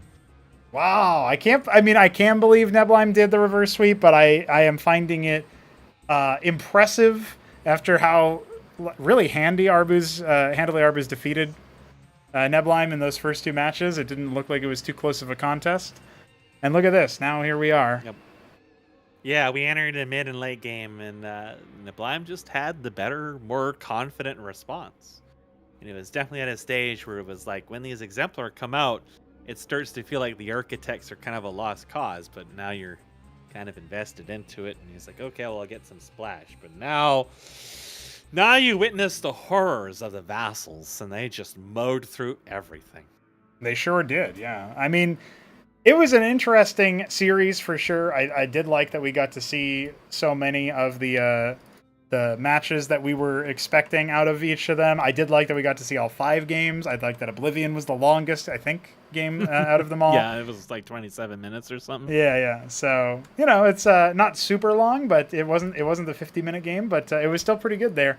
Now, what's really interesting for me is Neblime moves forward to face TopRamen, but as the lower seed, because he had to make it through the lower bracket. So we're not using the tournament seeding for the rules for that particular match. We're using the actual placement in the tournament for that one. So that is the penultimate match of the whole tournament, followed, of course, by the grand final, which will be between HitEmUp and the winner of TopRamen versus Neblime. Now, as of right now, that match has not yet been played. So that is where we stand on the scheduling. It is scheduled to be played this Saturday. And then ideally we can do the grand final on the very next Sunday, but that will depend on availability, of course, of our players. Mm-hmm. And ideally, we'll be able to do that particular match live as opposed to from replays. But the lower final will definitely be done through replays. So that will be something that we get to see there. The grand final is a best of 7 as opposed to a best of 5. So in that situation, the top seed, in this case HitEmUp, as he made it through the upper bracket. He doesn't get a second chance at the tournament. If he loses, he loses. We don't do like the second grand final that some tournament formats have decided is a good idea. I don't know why they would decide that. But we do instead that HitEmUp has the single ban of the set to completely remove one map, and he picks the starter. So he has the advantage in terms of the pick ban in both ways, and then after that it is just going to be pick ban, or pick. So oscillating between the different players, and they kind of go back and forth there. So he will pick the first map, and of course the decider will be automatically determined by the last selection of the challenger. So that's an interesting little thing there, that it's a best of 7. We get a longer series, guaranteed 4 games instead of guaranteed 3. And I did see that Night Fox in the chat earlier. He was talking about how he's looking forward to seeing a 4-3 set between HitEmUp and Neblime. He's just assuming Neblime is going to win versus TopRamen, I guess. And he said that it should be like 3 hours long or something. And so, I would agree with that. If we could get that, that would be wonderful. What if it turned into Ramen versus HitEmUp? And Ramen starts the match by saying, "Hey, HitEmUp, do you want to see what Tier 3 is like? Let's learn Tier 3 together." Yeah, live. Each and every game, they quietly turtle up to Tier 3. And it turns into Ion Wars, the revenge, times 7. Listen, that could actually be a real thing that happens. So, I mean, I'm not going to say that they're going to do that per se, You can't but let it's meat be the only one. a real possibility. Yeah, taking another look at our bracket to see how it's shown up. We have said goodbye to Veek7 and Hamster in the first round of elimination games. Then we said goodbye to Mystery Meat, I can't believe it, and the Shambler. I can believe it, but it's funny that they both exited at the same time, because they were the homies, the ones that were battling over every single tournament for so long. And they left at the second round of elimination there. They ended up being top 6 in the tournament, 5th to 6th on their placement.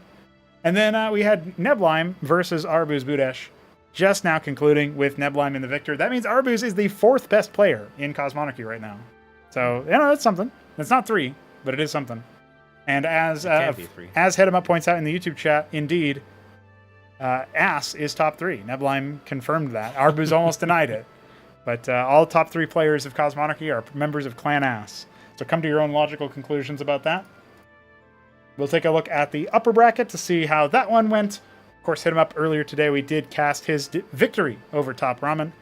It was... that second game, really, man, it could have gone so much differently if the Masons weren't already softened up and such. But that's the way that it goes sometimes, obviously, earlier in the tournament. I still have to point out, shout out to my boy Veek7. He's the only person to take a game off of HitEmUp. HitEmUp had a flawless run otherwise. So ever since his first loss, he has won every single map. And that is...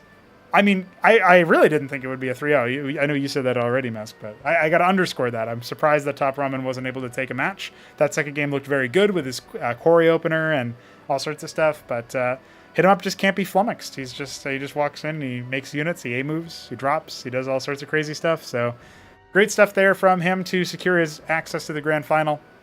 Of course, it would be somewhat underwhelming if we get all the way to the end and HitEmUp just absolutely demolishes his opponent, but...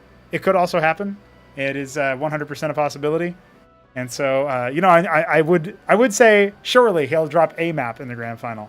But I don't know if I even believe that as I say it. So it is a real possibility. Well, if you think about it, he's HitEmUp, but Neblime is upside down. So if you can't hit him up any further, the only way that he can travel is down, which means that Neblime is his natural predator. So he has to fear Neblime. Well... I hope that we can do all of the grand final stuff live so that if Neblime does make it past TopRamen and we have HitEmUp versus Neblime in the grand finals, we can do those interviews and see how that one goes, because I would love to pump that up. Do you like games at 3 a.m.?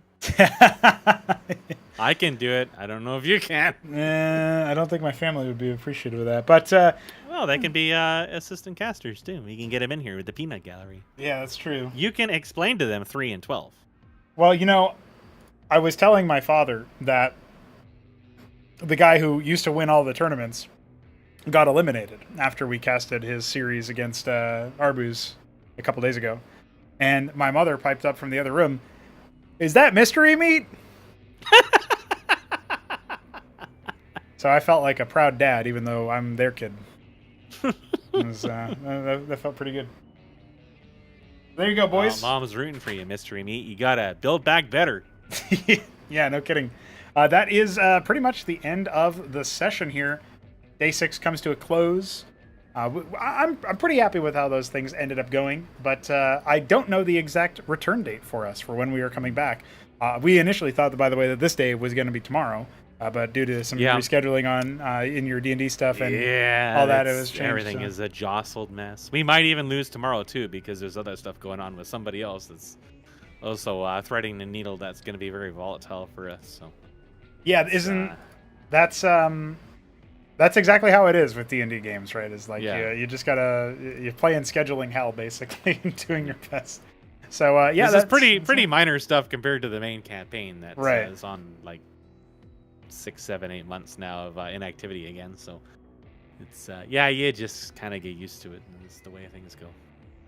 You know how hard it can be to arrange like 4 or 5 hours together with fucking 5 other people. So yeah, of course. I mean, it's difficult to do that with the tournament prep and whatnot. So it's not. I'm not a stranger to it for sure.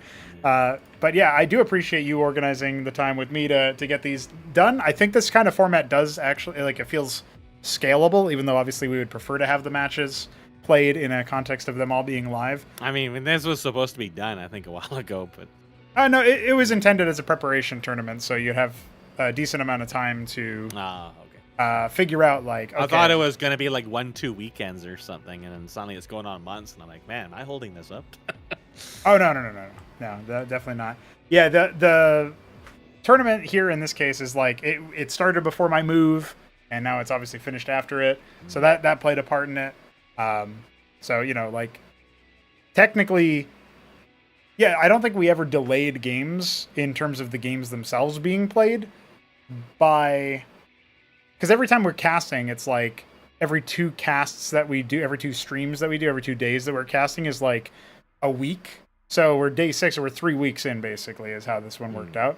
And then the last one is, I will say there's one element of this where, like, the lower final coming in, because it's not a single elimination tournament, the double elimination, the second bracket part, does mean that HitEmUp has a slight disadvantage in that he might be prepping for both TopRamen and for Neblime, depending on who wins. So there is an element there where it's like he only has like 1 day to react to the reveal of his opponent, which will be sent to him discreetly, so that I'm not spoiled about the matches and stuff and all that. And then when we cast them, we would be doing it like from replays before the scheduled time for whenever HitEmUp plays whoever wins. So that's basically the current idea that I have for the format. Is he might have a day, he might have a couple of days, depending on, like, is it Sunday that we're playing, is it a Monday or something, because he can't play on Saturdays because of his work schedule. So that's another thing that we're trying to work around. So yeah, as you can imagine, it's just like the D&D stuff. It's very similar. So, but also we haven't delayed any matches. They all played at the right time. So that part of it is 100% correct. So no worries there. Now I got to figure out how to get all these stink bugs out of my room. I have no idea how I'm going to do that. Listen, to me, it sounds like you have a solution. Just let the dog in. Go have a cup of coffee. Come back. The stink bugs will be gone. They'll just be watching on in horror. Like, I thought we were supposed to be safe from this. You can make a stream out of it. That would be content. And a donation incentive is to add in more stink bugs. I don't want more. There's too many. That's going to be it for me, homies. Thank you guys for joining me, and thank you, Mesk, for being on the cast with me. It's always a pleasure. I hope that everything goes swimmingly for your stuff tomorrow, and I hope to see you all here joining us for the conclusion of Tyrant's Tale at some point next week. Any closing thoughts for us, Mesk?